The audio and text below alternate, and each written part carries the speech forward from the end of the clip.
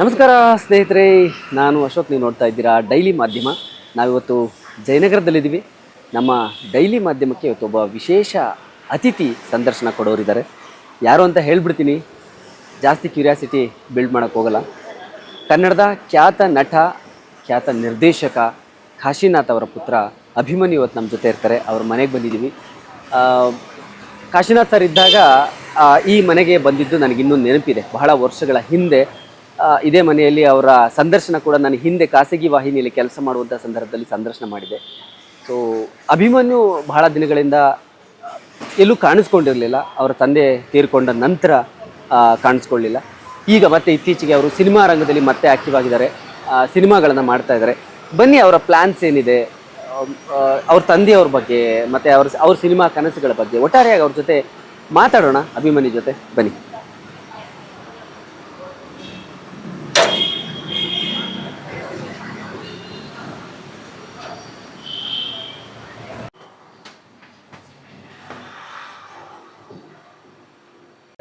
ಹೇಗಿದ್ದೀರಿ?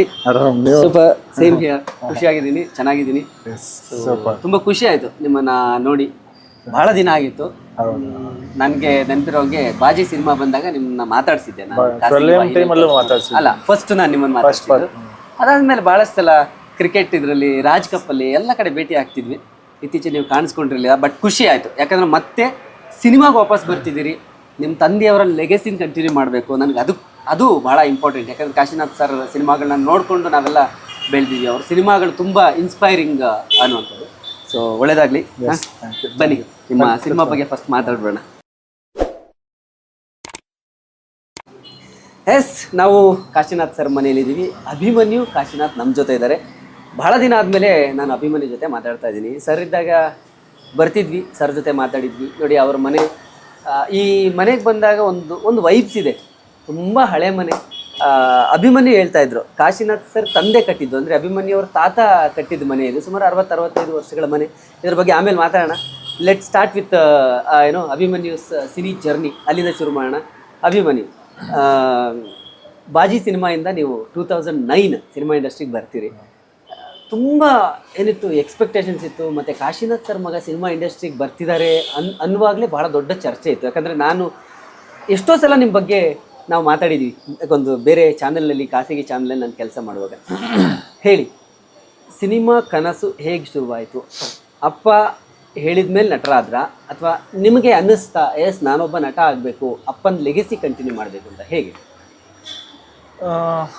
ಆ್ಯಕ್ಚುಲಿ ಅಪ್ಪನ legacy continue ಮಾಡಬೇಕು, ಅಥವಾ ಅಪ್ಪ ಸಿನಿಮಾ ಇಂಡಸ್ಟ್ರಿಯಲ್ಲಿ ಇದ್ದಾರೆ, ನಾನು ಸಿನಿಮಾ ಇಂಡಸ್ಟ್ರಿಗೆ ಬರಬೇಕು, ಇದು ಯಾವುದೂ ಇರಲಿಲ್ಲ ನನಗೆ. ನಾನು ಕ್ರಿಕೆಟರ್ ಆಗಬೇಕು ಅಂತ ಡಿಗ್ರಿವರೆಗೂ ತುಂಬ ಕ್ರಿಕೆಟ್ ಹುಚ್ಚಿತ್ತು. ಕ್ರಿಕೆಟ್ ಆಡ್ತಾ ಇದ್ದೆ. ಸೊ ಫೈನಲ್ ಇಯರ್ ಬಂದಾಗ ಕ್ರಿಕೆಟಲ್ಲಿ ನಿಮಗೆ ಒಂದು ಏಜ್ವರೆಗೆ ಮಾತ್ರ ನೀವೇನೋ ದೊಡ್ಡದಾಗಿ ಸಾಧಿಸ್ಬೇಕು ಅಂದರೆ ಒಂದು ಏಜ್ ಒಳಗೆ ನೀವು ಸ್ಟೇಟು ಇಲ್ಲ ಸ್ಟೇಟ್ ಪ್ರಾಬಬಲ್ಸು ಈ ಥರ ಏನಾರ ಒಂದು ಆಡಿರ್ಬೇಕು. ಅಂಡರ್-16, ಅಂಡರ್-19, ಇಲ್ಲ ಫೈನಲ್ ಅಂಡರ್-22. ಇದು ಯಾವುದು ಆಡಲಿಲ್ಲ ಅಂತ ಹೇಳಿದ್ರೆ ಬಿಗ್ಗಾಗಿ ಏನು ಮಾಡೋಕ್ಕಾಗಲ್ಲ, ದೊಡ್ಡದಾಗಿ ಏನು ಮಾಡೋದಕ್ಕಾಗಲ್ಲ ಕ್ರಿಕೆಟಲ್ಲಿ. ಸೊ ಫೈನಲ್ ಇಯರಲ್ಲಿ ನಾನು ಅಂಡರ್-22 ಸೆಲೆಕ್ಷನ್ ಮ್ಯಾಚಸ್ ಆಡಿದೆ. 2 years ಬ್ಯಾಂಗ್ಳೂರು ಯೂನಿವರ್ಸಿಟಿ ರೆಪ್ರೆಸೆಂಟ್ ಮಾಡಿದ್ದೀನಿ. ಸೊ ಇಷ್ಟೆಲ್ಲ ಆದಮೇಲೆ ಫೈನಲ್ ಇಯರಲ್ಲಿ ಅನಿಸ್ತು, ಇಲ್ಲ ಕ್ರಿಕೆಟು ನನಗೆ ತುಂಬ ಆ ಲೆವೆಲ್ ಟ್ಯಾಲೆಂಟ್ ಇಲ್ಲ, ನನಗೇನೋ ಒಂದು ಹೆಸರು ಮಾಡಬೇಕು ಅಥವಾ ಒಂದು ಸಾಧನೆ ಮಾಡಬೇಕು ಅಂತ ಇತ್ತು. ಬಿಟ್ಟರೆ ಇದೇ ಫೀಲ್ಡಲ್ಲಿ ಅದೇ ಫೀಲ್ಡಲ್ಲಿ ಅಂತ ಇರಲಿಲ್ಲ. ಆವಾಗ ಕ್ರಿಕೆಟ್ ಇತ್ತು. ಕ್ರಿಕೆಟನ್ನು ತುಂಬ ಸೀರಿಯಸ್ ಆಗಿ ಪ್ರಾಕ್ಟೀಸ್ ಮಾಡ್ತಾ ಇದ್ದೆ ಆ್ಯಂಡ್ ಆಡ್ತಾ ಇದ್ದೆ. ಡಿವಿಷನ್ಸ್ಗಳು ಆಡಿದ್ದೀನಿ. ಫಸ್ಟ್ ಡಿವಿಷನ್ ಆಡಿದ್ದೀನಿ, 3 years ಥರ್ಡ್ ಡಿವಿಷನ್ ಆಡಿದ್ದೀನಿ. BUCC ಅಂತ Kirmani sir, Dravid sir, Roger Binny sir, ಇವರೆಲ್ಲ ಆಡಿದಂಥ ದೊಡ್ಡ ಕ್ಲಬ್ ಅದು, Bangalore united cricket club, BUCC. So ಅದಲ್ಲಿ ಫಸ್ಟ್ ಡಿವಿಷನ್ 1 ವರ್ಷ ಆಡಿದ್ದೀನಿ, ಥರ್ಡ್ ಡಿವಿಷನ್ಸ್ ಆಡಿದ್ದೀನಿ, ಯೂನಿವರ್ಸಿಟಿ ರೆಪ್ರೆಸೆಂಟ್ ಮಾಡಿದ್ದೀನಿ, ಆ್ಯಂಡ್ ಸ್ಟೇಟ್ ಸೆಲೆಕ್ಷನ್ ಮ್ಯಾಚಸ್ವರೆಗೆ ಆಡಿದೆ. ಬಟ್ ಅದಾದಮೇಲೆ ಎಲ್ಲೋ ಒಂದು ಪಾಯಿಂಟಲ್ಲಿ ನಿಮ್ಮದು ಡಿಗ್ರಿ ಆದಮೇಲೆ ನಿಮ್ದು ನೆಕ್ಸ್ಟ್ ಏನು, ನಾನು ಯಾವ ಕಡೆ ಹೋಗ್ತೀನಿ, ನಾನು ಯಾವ ಕಡೆ ನನ್ನ ಎಫರ್ಟ್ಸ್ನ ಕಂಟಿನ್ಯೂ ಮಾಡ್ತೀನಿ ಅಂದಾಗ ನನ್ನ ಕ್ರಿಕೆಟಲ್ಲಿ ಏನೂ ದೊಡ್ಡ ಇದು ಕಾಣಲಿಲ್ಲ ಮುಂದೆ. ಸೊ ಅಲ್ಲಿ ಹಂಗೆ ಅನಿಸಿದಾಗ ನನಗೆ ಅದು ತುಂಬ ಬೇಗ ರಿಯಲೈಸ್ ಆಯ್ತು ಇದಲ್ಲ ರಿಯಲೈಸ್ ಆದ ತಕ್ಷಣ ಬಿಟ್ಬಿಡ್ತೀನಿ. ನನಗೆ ಅದು ಅಲ್ಲಿ ಏನೋ ಒಂದು ಎಫರ್ಟ್ ನಾನು ಹಾಕೋದು ಅದು ಅಲ್ಲಿ ಮುಂದಕ್ಕೆ ಹೋಗ್ತಾ ಇಲ್ಲ ಅಥವಾ ಏನೋ ಆಗ್ತಾ ಇಲ್ಲ ಬಟ್ ಅದ್ರ ಹಿಂದೆ ತುಂಬಾ ಯೋಚನೆ ಮಾಡಿರ್ತೀನಿ. ಸುಮ್ನೆ ಏನೋ ಒಂದು ಆಯ್ತು ಟಕ್ ಅಂತ ಇದ್ ಮಾಡಿ ಬಿಟ್ಟಿರಲ್ಲ. ತುಂಬಾ ಎಫರ್ಟ್ಸ್ ಹಾಕಿರ್ತೀನಿ, ತುಂಬಾ ವರ್ಷಗಳು ಅದಕ್ಕೆ ಕೊಟ್ಟಿರ್ತೀನಿ. ಅದಾದ್ಮೇಲೂ ಆ ಕಡೆ ಏನು ಇದಾಗ್ತಿಲ್ಲ ಅಂದಾಗ ತುಂಬಾ ಬೇಗ ಬಿಟ್ಬಿಟ್ಟೆ. ಇವತ್ತು ಡಿಸೈಡ್ ಮಾಡಿದ್ರೆ ನಾಳೆ ಫೋನ್ ಮಾಡ್ಬಿಟ್ಟು I not be playing cricket ಅಂತ ಸೈಡ್ಗೆ ಇಟ್ಬಿಟ್ಟು I was in two degree ಟೈಮಲ್ಲಿ. ನನಗೆ ಡಿಗ್ರಿವರೆಗೂ ನನಗೆ ಕಲ್ಚರಲ್ ಆಕ್ಟಿವಿಟೀಸ್ ಆಗಲಿ ಇದಾಗಲಿ ಏನು ಅಷ್ಟು ಇಂಟ್ರೆಸ್ಟ್ ಇರಲಿಲ್ಲ. ನನಗೆ ಯಾರ ಕಾಶಿನಾಥ್ ಮಗ ನಿನ್ನ ಬ್ಲಡ್ಡಲ್ಲಿದೆ, ಹಿಂಗೆ ಏನಕ್ಕೆ ನೀನು ಡ್ಯಾನ್ಸ್ ಕಲ್ಚರಲ್ ಆಕ್ಟಿವಿಟೀಸಲ್ಲಿ ಪಾರ್ಟಿಸಿಪೇಟ್ ಮಾಡಲ್ಲ ಹಿಂಗೆಲ್ಲ ಅಂದರೆ ನಮ್ಗೆ ಅದು ಇದು ದೂರಪ್ಪ, ನಮ್ದು ಸ್ಪೋರ್ಟ್ಸ್ ಇದು ಅಷ್ಟೇ ಆಯಿತು ಅಂತ ನಾವು ನಮ್ಮ ಪಾಡಿಗೆ ಇರ್ತಾ ಇದ್ವಿ. ಕಲ್ಚರಲ್ ಆಕ್ಟಿವಿಟೀಸ್ ಅಂದರೆ ನಮ್ಗೆ ಅವತ್ತು ರಜಾ. ನಾನು ನಮ್ಮ ಫ್ರೆಂಡ್ಸ್ ಎಲ್ಲ ಟ್ರಿಪ್ಗೆ ಹೋಗೋದು ಅಥವಾ ಬೇರೆ ಕಡೆ ಎಲ್ಲ ತಿರುಗಾಡೋಕೆ ಹೋಗೋದು, ಈ ಥರ. ನಮಗೆ ಸ್ಟೇಜು ಇದೆಲ್ಲ ಭಯಂಕರ ದೂರ. ಒಂದ್ಸತಿ ಏನಾಯಿತು, ನಮ್ಮ ಫ್ರೆಂಡ್ ಒಬ್ಬ ರಾಜೇಶ್ ಅಂತ ಇದ್ದ. ಅವನು ಕಲ್ಚರಲ್ ಆ್ಯಕ್ಟಿವಿಟೀಸ್ ಮತ್ತು ಸೋಷಿಯಲ್ ಆ್ಯಕ್ಟಿವಿಟೀಸಲ್ಲೆಲ್ಲ ತುಂಬ ಇದು ವೆರಿ ಆ್ಯಕ್ಟಿವ್. ಅವನಿಗೆ ಫೈನಲ್ ಇಯರ್ ಬರ್ತಿದ್ದಂಗೆ, ಸೆಕೆಂಡ್ ಇಯರ್ ಬರ್ತಿದ್ದಂಗೆ ಏನನ್ಸ್ಬಿಡ್ತು, ಕಾಲೇಜ್ ಲೈಫ್ ಆಲ್ರೆಡಿ ನಮ್ಮದು 3 years ಆಗೋಯ್ತು. First PUC, second PUC, first year degree. ಇನ್ನೂ ನಾವು ಕಾಲೇಜಲ್ಲಿ ಯಾರಿಗೂ ಗೊತ್ತಿಲ್ಲ, ನಾವು ಏನಾರು ನಮ್ಮದೇ ಹೆಸರು ಮಾಡ್ಕೋಬೇಕು. ಅವನಿಗೊಂಥರ ಈ ಪೊಲಿಟಿಕಲ್ ಅಥವಾ ಈ ಸಿನಿಮಾ ಇಂಡಸ್ಟ್ರಿಯವ್ರಿಗೆ ಇರುತ್ತೆ ನೋಡಿ, ಒಂದು ಹೆಸರು ಆಗಬೇಕು, ನನ್ನನ್ನು ಜನ ಗುರುತಿಸ್ಬೇಕು, ನನ್ನ ಟ್ಯಾಲೆಂಟನ್ನು ಗುರುತಿಸ್ಬೇಕು, ಇದು ಜಾಸ್ತಿ. ಸೋಷಿಯಲ್ ವರ್ಕಲ್ಲೂ ಅಷ್ಟೇ ಅಥವಾ ಕಲ್ಚರಲ್ ವರ್ಕಲ್ಲೂ ಅಷ್ಟೇ, ಎಲ್ಲ ವರ್ಕಲ್ಲೂ ಅವನಿಗೆ ಸ್ವಲ್ಪ ಆದಿತ್ತು. ಸೊ ಅವ್ನಿಗೇನು ಅನಿಸಿದೆ, ಓಕೆ ನಾವೊಂದು ಈ ಸತಿ ಕಾಲೇಜ್ ಡೇಗೆ ಒಂದು ಪರ್ಫಾರ್ಮೆನ್ಸ್ ಮಾಡೋಣ, ಡ್ಯಾನ್ಸ್ ಮಾಡೋಣ ಅಂತ ಒಂದು ಸಾಂಗು ಮುಚ್ಕೋ ಬಿತ್ತೋ ಲಿಫ್ಟ್ ಕರ್ ಆದೆ ಅಂತ ಒಂದು ಅಜ್ಞಾನ್ ಸ್ವಾಮಿ ಅವ್ರದ್ದು ತುಂಬಾ ಫೇಮಸ್. ಆ್ಯಂಡ್ ಅದರಲ್ಲಿ ಡೂಪ್ಲಿಕೇಟ್ ಅಮಿತಾಬ್ ಬಚ್ಚನ್, ಶತ್ರುಘ್ನ ಸಿನ್ಹಾ, ಸುಮಾರು ಕ್ಯಾರೆಕ್ಟರ್ಸ್ಗಳೆಲ್ಲ. ನಾನ್ ಡ್ಯಾನ್ಸರ್ಸ್ನೆಲ್ಲ ಅವ್ನಿಗೇನಂದ್ರೆ ಡ್ಯಾನ್ಸರ್ಸ್ ಹಾಕೊಂಡು ಅವ್ರಿಗೆಲ್ಲ ಇದು ಮಾಡುವಷ್ಟು ಇದಿರಲಿಲ್ಲ.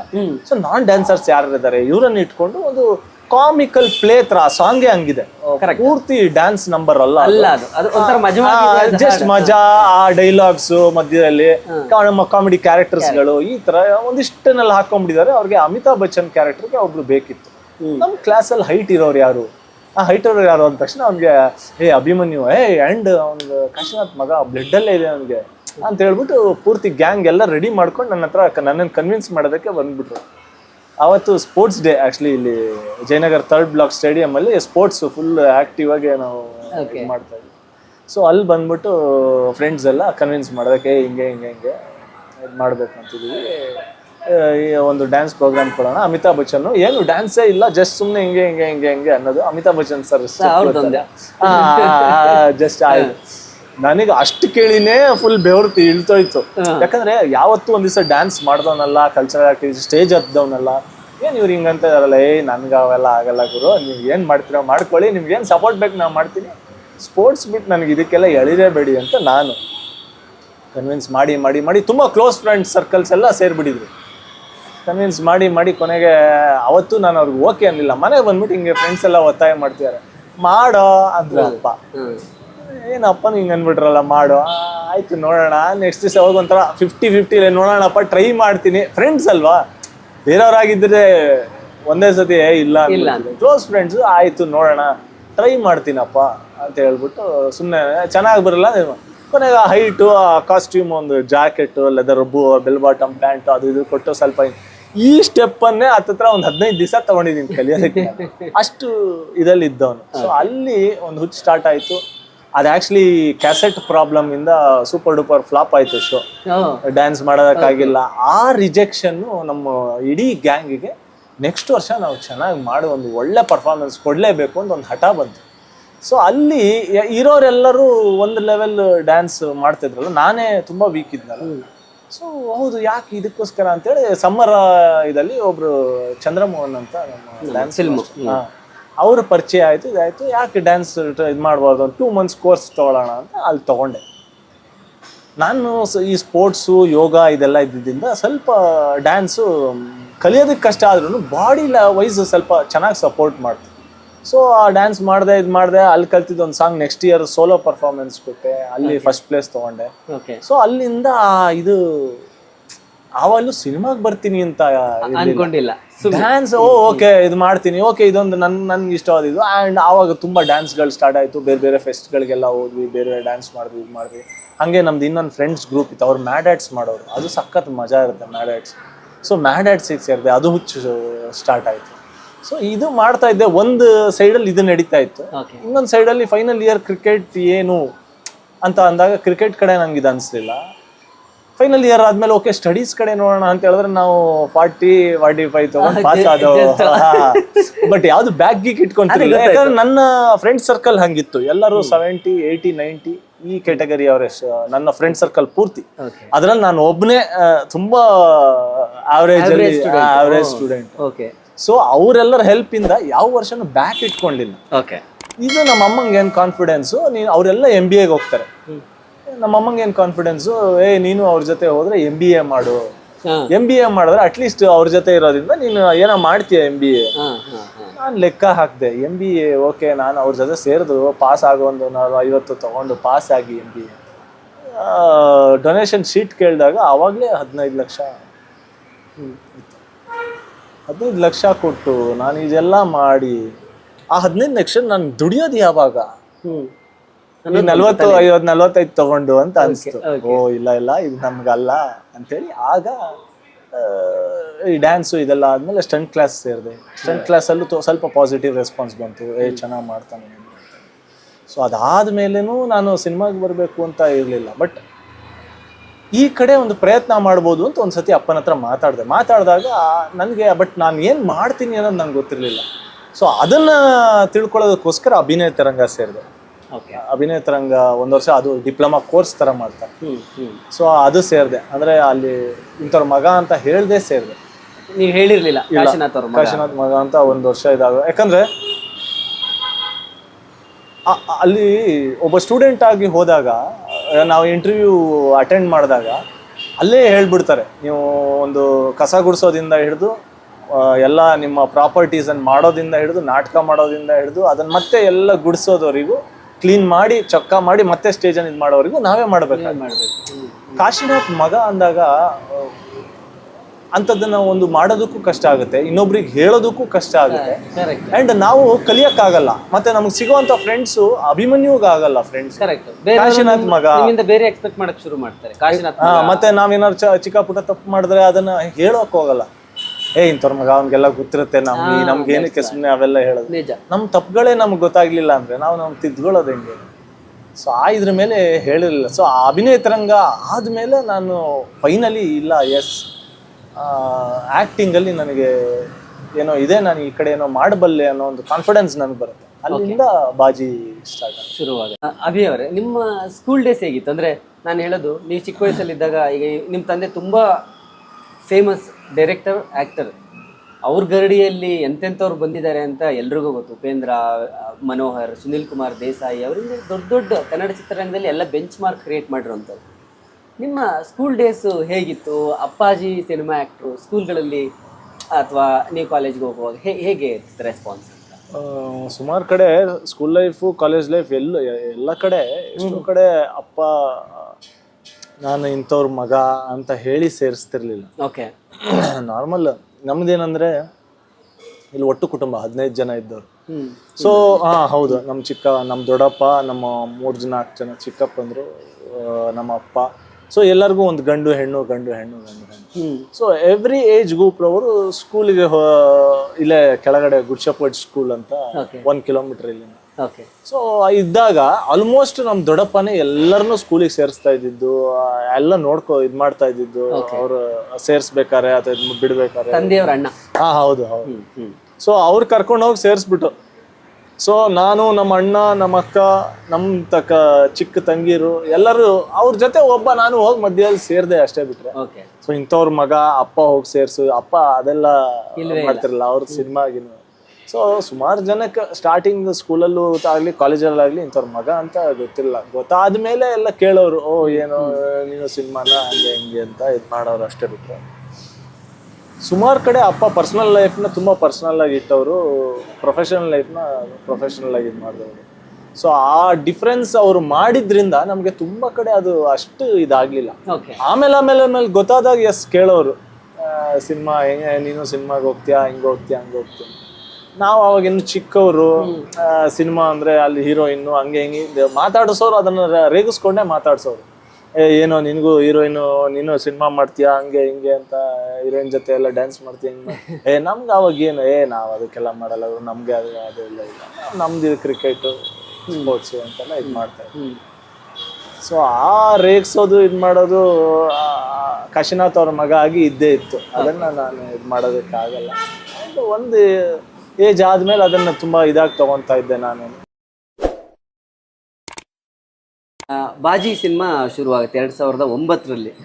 ಹೇಳಿ, ಬಾಜಿ ಹೇಗೆ ಅಂದರೆ ಒಂದು ಈಗ ನೀವು ಹೇಳಿದ್ರಿ ನನಗೆ ಸಿನಿಮಾದು ಏನು ಐಡಿಯಾ ಇರಲಿಲ್ಲ, ಏನು ಪ್ಲ್ಯಾನ್ಸ್ ಇರಲಿಲ್ಲ ಏನು ಅಂತ. ಬಟ್ ಬಾಜಿ ಹೇಗಾಯಿತು, ಯಾವ ಥರ ಶುರುವಾಗಿತ್ತು ಸಿನಿಮಾ? ಅಂದರೆ ಅದೇ ಅಭಿನೇತರಂಗ ಮುಗಿಸಿ ಒಂದಿಷ್ಟು ವರ್ಷ ಇದರಲ್ಲಿ ನನಗೆ ಏನಾಗುತ್ತೆ, ಓಕೆ ನಾನೇನೋ ಮಾಡಬಲ್ಲೆ ಅನ್ನೋದು ನನಗೆ ಗೊತ್ತಾಯಿತು. ಆ್ಯಂಡ್ ಆ್ಯಕ್ಟಿಂಗ್ ಬಗ್ಗೆ ತುಂಬ ಹತ್ತಿರದಿಂದ ಪರಿಚಯ ಆಯಿತು, ಇದೆಲ್ಲ ಆಯಿತು. ಬಟ್ ನನಗೆ ಎಲ್ಲೂ ಶೂಟಿಂಗ್ಸ್ ಯೂಸ್ ಟು ಇರಲಿಲ್ಲ. ಅಂದರೆ ಯಾವುದೇ ಸಿನಿಮಾದ ಶೂಟಿಂಗ್ ಸೆಟ್ಟಿಂಗ್ ನಾನು ಹೋಗಿದ್ದಾಗಲಿ, ಅಲ್ಲಿ ಹೇಗೆ ಮಾಡ್ತಾರೆ ಟೆಕ್ನಿಕಲಿ ಏನು ಎತ್ತ ಅಂತ ಎಲ್ಲ ಏನೂ ಅಷ್ಟು ಪರಿಚಯ ಇಲ್ಲ.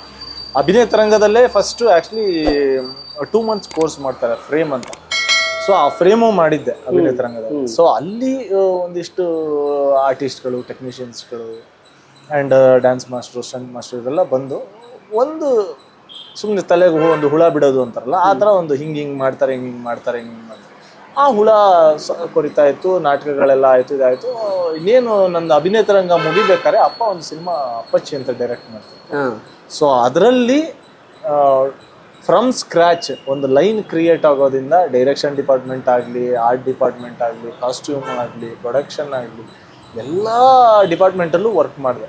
ಸೊ ಅಲ್ಲಿ ನನಗೆ ಓಕೆ ಸಿನಿಮಾ ಅಂದರೆ ಹಿಂಗೆ ಮಾಡ್ತಾರೆ, ಇದು ಆ ಟೆಕ್ನಿಕಾಲಿಟೀಸ್ ಆಗಲಿ, ಸಿನಿಮಾ ಅಂದರೆ ಏನು ಅಂತ ತಿಳ್ಕೊಂಡಿದ್ದು ಅಪ್ಪಚ್ಚಿಲಿ ತುಂಬ ಹತ್ತಿರದಿಂದ. ಓಕೆ, ಅದೊಂಥರ ನನಗೆ ಪ್ರಾಕ್ಟಿಕಲ್ ಎಕ್ಸ್ಪೀರಿಯನ್ಸ್. ಅಭಿನೇತರಂಗ ಥಿಯರಿ ಆ್ಯಂಡ್ ಅಲ್ಲೂ ಒಂದು ಪ್ರಾಕ್ಟಿಕಲ್ ಇರುತ್ತೆ ನಾಟಕದಲ್ಲಿ. ಸಿನಿಮಾ ವೈಸ್ ಪ್ರಾಕ್ಟಿಕಲ್ ನಾಲೆಡ್ಜ್ ಕೊಟ್ಟಿದ್ದು ನಂಗೆ ಅಪ್ಪಚ್ಚಿ. ಸೊ ಅದಾದ್ಮೇಲೆ ಹೀಗೆ ಅಪ್ಪ ಮತ್ತೆ ನಮ್ಮ ಅಪ್ಪನ ಅಸಿಸ್ಟೆಂಟ್ ಒಬ್ರು ಕಾರ್ತಿಕ್ ಅಂತ, ಪ್ರಭಾಕರ್ ಅಂತ, ಸ್ಕ್ರೀನ್ ನೇಮ್ ಅವ್ರದ್ದು ಕಾರ್ತಿಕ್. ಸೊ ಅವರು ಫಸ್ಟ್ ಆ್ಯಕ್ಚುಲಿ ಡೈರೆಕ್ಷನ್ ಮಾಡಬೇಕು ಅಂತ ಒಂದು ಸ್ಕ್ರಿಪ್ಟ್ ವರ್ಕ್ ಸ್ಟಾರ್ಟ್ ಆಗುತ್ತೆ. ಸೊ ಆ ಸ್ಕ್ರಿಪ್ಟ್ ವರ್ಕ್ ಆಗಿ ನಾವು ಅದನ್ನು ಪ್ರೊಡ್ಯೂಸರ್ಗೆ ಹೇಳಿ ಅದು ಓಕೆ ಆಗೋಷ್ಟು ಒಳಗೆ ಶ್ರೀನಿವಾಸ್ ಹಿಡಲ್ಘಟ್ಟ ಅವರು ಬಂದು ಹಿಂಗೆ ಬಾಜಿಗೋಸ್ಕರ ಕೇಳ್ತಾರೆ. ಹೀಗೆ ನಾವೊಂದು ಸಬ್ಜೆಕ್ಟ್ ಮಾಡ್ಕೊಂಡಿದ್ದೀವಿ, ಶ್ಯಾಮ್ ಅಂತ ಅವರ ಶ್ರೀನಿವಾಸ್ ಹಿಡಲ್ಘಟ್ಟ ಅವರ ಫ್ರೆಂಡ್, ಅವರು ನನ್ನನ್ನು, ನಾನು ಇಲ್ಲೇ ಬಸವನಗುಡಿ ಜಿಮ್ ಆ್ಯಂಡ್ ಜಿಮ್ನಾಸ್ಟಿಕ್ಕಿಗೆ ಹೋಗ್ತಾ ಇದ್ದೆ, ಅಲ್ಲಿ ಜಿಮ್ಮಲ್ಲಿ ನೋಡಿದ್ದಾರೆ ನನ್ನನ್ನು. ಸೊ ಹಿಂಗೆ ಕಾಶಿನಾಥ್ ಮಗ ಇದ್ದಾರೆ ನೋಡಿ, ಕ್ಯಾರೆಕ್ಟರ್ಗೆ ಸೂಟ್ ಆಗ್ಬೋದು ಅಂತ ಅವರು ಡೈರೆಕ್ಟ್ರಿಗೆ ಹೇಳಿದ್ದಾರೆ. ಸೊ ಡೈರೆಕ್ಟ್ರು ಅವರು ಎಲ್ಲ ಒಟ್ಟಿಗೆ ಬಂದು ಒಂದು ದಿವಸ ಅಪ್ಪನ ಹತ್ರ ಮಾತಾಡಿ, ಸೊ ಸಬ್ಜೆಕ್ಟ್ ಕೇಳಿ ಅಲ್ಲಿಂದ ಸ್ಟಾರ್ಟ್ ಆಗಿದ್ದು ಬಾಜಿ. ಕೊನೆಗೆ ಅದಾದ ಮೇಲೆ ಅಪ್ಪನ ಅಸಿಸ್ಟೆಂಟ್ ಅವರು ಕಾರ್ತಿಕ್ ಅವರು 12 AM ಮಾಡ್ತಾರೆ. ಸೊ ಅದು ನನ್ನ ಸೆಕೆಂಡ್ ಸಿನಿಮಾ. ಫಸ್ಟ್ ನಾವು ಮಾಡಬೇಕಾಗಿದ್ದು. ಓಕೆ, ಲಾಸ್ಟ್ ನೀವು ಇಂಡಸ್ಟ್ರಿಗೆ ಬಂದು 15 years ಆಯಿತು. ತುಂಬ ಟೈಮ್ ಬ್ಯಾಂಡ್ ದೊಡ್ಡದಿದೆ, 15 ವರ್ಷ. ಬಟ್ ಹೆಚ್ಚು ಸಿನಿಮಾಗಳನ್ನು ಅಭಿಮನ್ಯು ಮಾಡಲಿಲ್ಲ, ಯಾಕೆ ಅಂದರೆ ಏನಾಯಿತು ಈ ಮಧ್ಯದಲ್ಲಿ? ಅದು ಸುಮಾರು ನನಗೂ ಗೊತ್ತಿಲ್ಲ ಏನಕ್ಕೆ ನನಗೆ ಆಪರ್ಚುನಿಟೀಸ್ಗಳು ಬರಲಿಲ್ಲ ಅಥವಾ ಏನಕ್ಕೆ ನನಗೆ ಮಾಡಿಲ್ಲ ಅಂದ್ರೆ ಅದು ನನಗೂ ಗೊತ್ತಿಲ್ಲ. ಬಟ್ ನಮ್ಮ ಸೈಡಿಂದ ಎಲ್ಲ ಪ್ರಯತ್ನಗಳು ನಡೀತಿತ್ತು. ಬಾಜಿ ಆದಮೇಲೆ ಒಂದಿಷ್ಟು ಪ್ರಯತ್ನ ಮಾಡಿದ್ವಿ, ಅದಾಗಲ್ಲ. ಕೊನೆ 12 AM ಆಯಿತು. ಬಟ್ ಅಲ್ಲೊಂದು 2-3 years ಗ್ಯಾಪ್ ಆಯಿತು ನಮಗೆ. 12 AM ಆದಮೇಲೆ ಲಾಂಗ್ ಗ್ಯಾಪ್ ಆಯಿತು. ಹೌದು, ಆ ಲಾಂಗ್ ಗ್ಯಾಪಲ್ಲಿ ನಾವು ಆಫರ್ಸ್ಗಳು ಬಂದಿದ್ದೆಲ್ಲ ಆಫರ್ಸು ಅಪ್ಪಂಗೆ ಡೈರೆಕ್ಷನ್ ಮಾಡಿ, ಅನುಭವ 2 ಮಾಡಿ, ಅನಂತರ 2 ಮಾಡಿ, ನನ್ನನ್ನು ಮಾಡಿ, ಈ ಥರ ಆಫರ್ಸ್ಗಳೇ ಜಾಸ್ತಿ. ದೊಡ್ಡ ಪ್ರೊಡ್ಯೂಸರ್ಸು, ತುಂಬಾ ದೊಡ್ಡ ಮಟ್ಟದ ಅಮೌಂಟನ್ನು ಇಟ್ಕೊಂಡು ಬಂದಂಥ ಪ್ರೊಡ್ಯೂಸರ್ಸ್ ಎಲ್ಲರೂ ಅದಕ್ಕೆ ಬೇಕಾದ್ರೆ ಎಷ್ಟು ಬೇಕಾದ್ರೆ ಸುರಿಯಕ್ಕೆ ರೆಡಿ. ಅದೇ ನಾವು ಇನ್ನೊಂದೇನೋ ಒಂದು ಮಾಡ್ತೀವಿ, ಬೇರೆ ಏನೋ ಒಂದು ಪ್ರಯತ್ನ ಮಾಡೋಣ, ಯಾಕಂದ್ರೆ ಅಪ್ಪಂಗೆ ಗೊತ್ತು ನನಗೆ ಅದನ್ನು ರೀಕ್ರಿಯೇಟ್ ಮಾಡೋಕ್ಕಾಗಲ್ಲ ಆ್ಯಂಡ್ ನಾನು ಅದಕ್ಕೆ ಸೂಟ್ ಆಗಲ್ಲ ಅಂತಲೂ ಅವರಿಗೆ.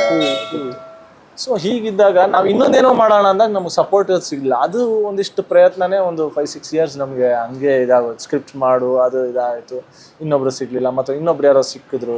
ಸೊ ಅವ್ರು ಮಾಡೋಣ ಅನ್ನಿಸು, ಅವ್ರಿಗೆ ಇನ್ನೊಂದು ಸ್ಕ್ರಿಪ್ಟ್ ಮಾಡೋಣ, ಆ ಸ್ಕ್ರಿಪ್ಟ್ ಮಾಡಿ ಅದು ಕರೆಕ್ಟಾಗಿ ತೊಗೊಳ್ಲಿಲ್ಲ. ಸೊ ಈ ಥರ ಒಂದಿಷ್ಟು ಇದಾಗಿದ್ದು ಫೈನಲಿ ಅಪ್ಪಂಗೆ ಹೆಲ್ತ್ ಇಶ್ಯೂ ಬಂತಾಗ ಅಲ್ಲಿಂದ ಮತ್ತೆ ಒಂದು 3-4 ಇಯರ್ಸ್ ನಾನೇ ಆಚೆ ಇದ್ದೆ. ಓಕೆ. ಸೊ ಈ ಥರ ಒಂದು ಲಾಂಗ್ ಗ್ಯಾಪ್ ಆಯಿತು. ಬಟ್ ಇಷ್ಟು ಟೈಮ್ ಗ್ಯಾಪಲ್ಲೂ ನನ್ನ ಮೈಂಡ್ ಒಳಗೆ ನಾನು ಸಿನಿಮಾಗಳು ರೆಗ್ಯುಲರ್ಲಿ ಮಾಡದೇ ಇದ್ರೂ ಆ ಕಡೆ ಆಲೋಚನೆಗಳಾಗಲಿ ಚಿಂತನೆ ಆಗಲಿ ನಾನೇನು ಬೆಟರ್ ಮಾಡ್ಬೋದು, ನಾನು ಹೆಂಗೆ ಇನ್ನೂ ಬೆಟರ್ ಆಗ್ಬೋದು, ಇದು ಒಂದು ಸೈಡಲ್ಲಿ ಓಡ್ತಾನೇ ಇತ್ತು. ಸೊ ಇದು ನನಗೆ ಈಗ ಒಂಚೂರು ಹೆಲ್ಪ್ ಆಗ್ತಾ ಇದೆ. ಎಲ್ಲಿಗೆ ಪಯಣ ಆಗಲಿ, ಸೂರಿ ಲವ್ ಸಂಧಿ ಹೆಚ್ಚು ಕಮ್ಮಿ 10-12 ವರ್ಷ ಗ್ಯಾಪ್ ಆಗಿತ್ತು ಅಲ್ವಾ? ಸೊ ಕಾಶಿನಾಥ್ ಮಗ ಅನ್ನೋದು ಒಂದು ದೊಡ್ಡ ಪ್ಲಸ್ ಆಗಬೇಕಾಗಿತ್ತು. ಬಟ್ ನಿಮಗೆಲ್ಲ ಒಂದು ಕಡೆ ಅದು ಸ್ವಲ್ಪ ಮಟ್ಟಿಗೆ ನಿಮಗೆ ಅಂದರೆ ನಿಮ್ಮ ಕರಿಯರ್ಗೆ ಅದು ಬೇರೆ ಥರದ್ದು ಇಂಪ್ಯಾಕ್ಟ್ ಮಾಡ್ತು ಅಂತ ಅನಿಸುತ್ತೆ. ಒಬ್ಬ ಏನು ಇಲ್ಲದವನಿಗೆ ಓಕೆ ಅನುಭವ ಒಟ್ಟು ಅನಂತರ ಒಟ್ಟು ಮಾಡೋಣ ಅಂದರೆ ಅದು ಅವನಿಗೆ ಒಂದು ಆಪರ್ಚುನಿಟಿ ಇರುತ್ತೆ. ಕರೆಕ್ಟ್. ಇಲ್ಲಿ ಅದು ಅಪ್ಪಂಗೆ ಇರಲಿಲ್ಲ, ಅದನ್ನು ರೀಕ್ರಿಯೇಟ್ ಮಾಡ್ಬೋದು ಅಥವಾ ನನ್ನನ್ನು ಹಾಕೊಂಡು ಮಾಡ್ಬೋದು. ಆ ಥರ ನೋಡಿದಾಗ ಬರೀ ಈ ಥರ ಆಫರ್ಸೇ ಬರ್ತಿದ್ಯಲ್ಲ ಯಾಕೆ, ಆ ಟೈಮಲ್ಲಿ ಒಂದ್ಸತಿ ಅನ್ಸಿದ್ದಂತೂ ಹೌದು, ಏನೋ ಅಪ್ಪನ ಕಾಶಿನಾಥ್ ಅವ್ರ ಮಗ ಆಗಿನೇ ಹಿಂಗೆ ಆಗ್ತಾ ಇದೆಯಾ.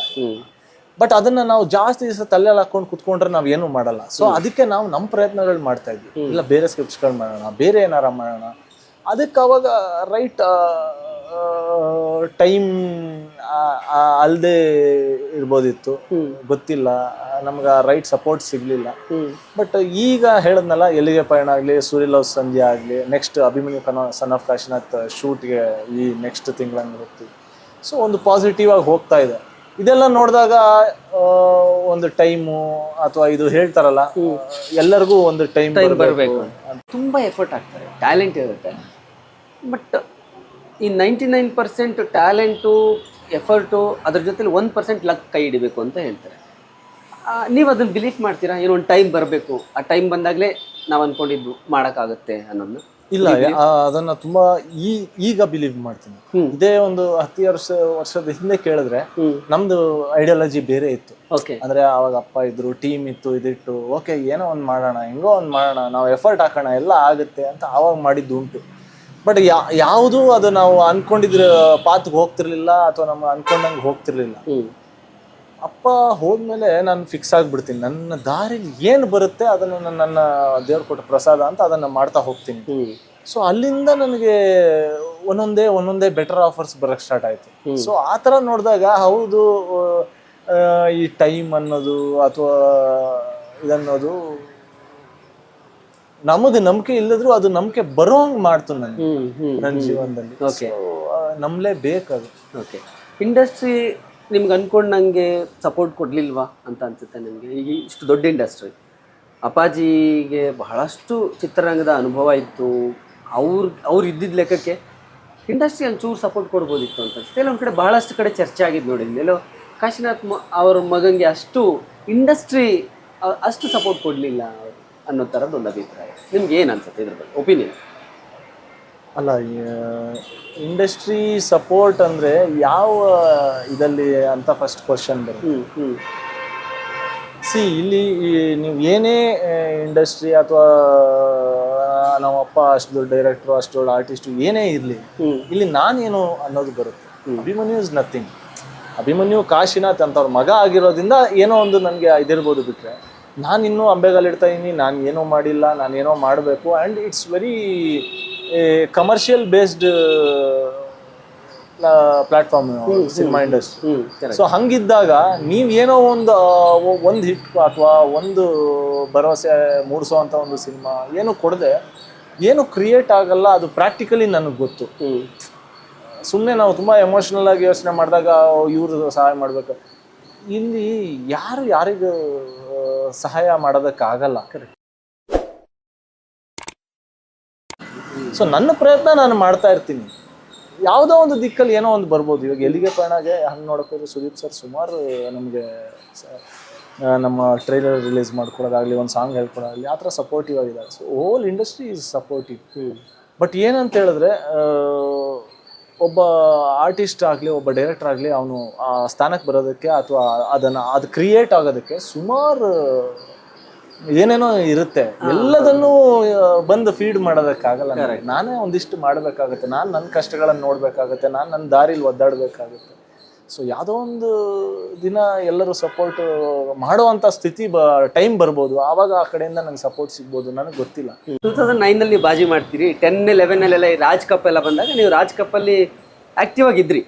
Sudeep sir Raj cup actually ನನಗೆ ಒಂಥರ ಇಂಡಸ್ಟ್ರಿನ ಪರಿಚಯ ಮಾಡ್ಕೊಟ್ಟು ಫಸ್ಟ್ ಸ್ಟೇಜ್ ಹೆಚ್ಚು ನಿಮ್ಮನ್ನ ಆಕ್ಟಿವ್ ಆಗಿರೋದು ನೋಡಿದೆ ಅಲ್ಲಿ ರಾಜ್ ಕಪ್ ಅಲ್ಲಿ. ನಾನು ಇದ್ದಾಗ ದಾವಣಗೆರೆಲ್ ಆಗುತ್ತೆ, ಆಮೇಲೆ ಹುಬ್ಳಿಯಲ್ಲಿ ಆಗುತ್ತೆ, ನಾನು ಕಂಪ್ಲೀಟ್ಲಿ ಫಾಲೋ ಮಾಡಿದ್ರೆ ನೀವು ತುಂಬಾ ಆಕ್ಟಿವ್ ಆಗಿದ್ರಿ. ಅಲ್ಲಿ ನೀವು ಸುದೀಪ್ ಅವ್ರ ಜೊತೆ ನಿಮ್ಮ ಒಡನಾಟ ಬೆಳೀತು ಅಂತ ಅನ್ಕೊಳ್ತೀನಿ. ಅಲ್ಲೇ ಪರಿಚಯ ಹೇಗೆ ಅವ್ರು ಹೇಗೆ ನಿಮ್ಗೆ ಇನ್ಪುಟ್ಸ್ ಏನಾದ್ರು ಕೊಡ್ತಿದ್ರ ಇಂಡಸ್ಟ್ರಿ? ಯಾಕಂದ್ರೆ ಅವ್ರದ್ದೇ ಆದಂಥ ಒಂದು ಅನುಭವ ಇದೆ, ಮತ್ತು ಅವ್ರು ಯಾವಾಗಲೂ ಜೊತೆಲಿರೋರಿಗೆ ಸ್ವಲ್ಪ ಪುಷ್ ಮಾಡ್ತಾರೆ ಅನ್ನೋದನ್ನ ನಾನು ಕೇಳಿದ್ದೀನಿ. ಏನಾದರೂ ಒಂದು ಟ್ಯಾಲೆಂಟ್ ಇದ್ರೆ ಮಾಡಿ ಅಂತ ಹುರಿದುಂಬಿಸ್ತಾರೆ. ನಿಮ್ಗೆ ಹೇಗೆ ಸುದೀಪ್ ಬ್ಯಾಕ್ ಎಂಡ್ ಅಲ್ಲ, ಯಾರೇ ಒಂದು ಪರಿಚಯ ಆದಾಗ ಅದು ಸುಮ್ಮನೆ ಇಂಡಸ್ಟ್ರಿ ಬಗ್ಗೆ ಆಗಲಿ ಅಥವಾ ಆಕ್ಟಿಂಗ್ ಬಗ್ಗೆ ಆಗಲಿ ಪುಷ್ ಮಾಡಲಿ. ಇವಾಗ ಎಕ್ಸಾಂಪಲ್ ನಮ್ಮ ಅಪ್ಪನೇ, ಆ್ಯಂಡ್ ಆ ಥರ ತುಂಬ ಮಾಡಿದ್ದಾರೆ. ಓಕೆ CCL ಆಗಲಿ, ಕ್ರಿಕೆಟ್ ಬಗ್ಗೆ ಆಗಲಿ, ಅಥವಾ ಇಂಡಸ್ಟ್ರಿ ಬಗ್ಗೆ ಆಗಲಿ, ಅಥವಾ ನಮ್ಮ ಪರ್ಸನಲ್ ಇದ್ರ ಬಗ್ಗೆ ಆಗಲಿ. ಯಾಕಂದರೆ ನಾನು CCLಗೆ ಹೋಗ್ಬೇಕಾದ್ರೆ ನನ್ನ ಹತ್ರ ಒಂದು ಪಲ್ಸರ್ ಬೈಕ್, ಅದಾದಮೇಲೆ ಪಲ್ಸರ್ ಮಾರಿ ಬುಲೆಟ್ ತೊಗೊತೀನಿ ಅದ್ರ ನೆಕ್ಸ್ಟ್ ಸೀಸನ್. ಸೊ ಬೈಕಲ್ಲೇ ಓಡಾಡ್ತಾ ಇದ್ದೆ. ಸೊ ಇದನ್ನು ನೋಡೋರು ಆವಾಗ ಅವರೇ ಹೇಳಿದ್ರು ಅನ್ಸುತ್ತೆ, ಆರ್ಟಿಸ್ಟ್ ಆದವನಿಗೆ ತುಂಬ ಫೇಸ್ ಆ್ಯಂಡ್ ಬಾಡಿ ತುಂಬ ಇಂಪಾರ್ಟೆಂಟ್. ಸೊ ಬೈಕಲ್ಲಿ ನೀನು ಎಷ್ಟೇ ಇದು ಯಾವಾಗ ಬಾಜಿ ಆಗಿತ್ತು, ಇನ್ನೊಂದು ಸಿನಿಮಾನು ಆಗಿತ್ತು. ಬಾಜಿ ಆಗಿತ್ತು ಹೌದು. ಸೊ ಇಷ್ಟು ಇಂಪಾರ್ಟೆಂಟ್ ಇದ್ದಾಗ ಆರ್ಟಿಸ್ಟ್ ಆದವನಿಗೆ ಬಾಡಿ ಆ್ಯಂಡ್ ಫೇಸ್, ನೀನು ಬೈಕಲ್ಲಿ ಬರೋದು ಸ್ವಲ್ಪ ರಿಸ್ಕಿನೇ, ಯಾಕೆ ಕಾರ್ ತಗೋಬಾರ್ದು ಸರ್ ಅಂದೆ. ನಮ್ಮ ಮನೇಲಿ ಒಂದು ಸ್ಯಾಂಟ್ರೋ ಇದೆ, ಸದ್ಯಕ್ಕೆ ಯಾರು ಯೂಸ್ ಮಾಡ್ತಿಲ್ಲ, ಯೂಸ್ ಮಾಡು ಅಂತಂದ್ರು. ಸೊ ಆ ಥರ ಅದು ಸಿಚುವೇಶನ್ ಬಂದಾಗ ಇದು ಬರುತ್ತೆ, ಬ್ಯಾಕ್ ಹ್ಯಾಂಡ್ ಕೊಡ್ತಾರೆ. ಸೊ ಆ ಥರ ಹೇಳಿದ್ದು ಸರ್. ಬಟ್ ನನಗೆ ಆ ಟೈಮಲ್ಲಿ ಆ ಕಾರನ್ನು ನಾನು ಮೇಂಟೈನ್ ಮಾಡ್ತೀನಿ ಅನ್ನೋ ಪ್ರಶ್ನೆ ಫಸ್ಟ್ ಕ್ವಶನ್ ನನಗೆ ಬಂದಿತ್ತು. ನನಗೆ ಬೈಕ್ ಕಂಫರ್ಟಬಲ್ ಆಗಿತ್ತು, ಅದನ್ನ ಸಾಕಷ್ಟು ನನಗೆ ಒಂದು ಕಾರನ್ನು ಸಾಕ್ತೀನಿ. ಆ್ಯಂಡ್ ಅದನ್ನು ಅವರು ಎಷ್ಟು ಚೆನ್ನಾಗಿಟ್ಟಿದ್ರು ಅಂದರೆ, it may be is first car or second car ನನಗೆ ಗೊತ್ತಿಲ್ಲ.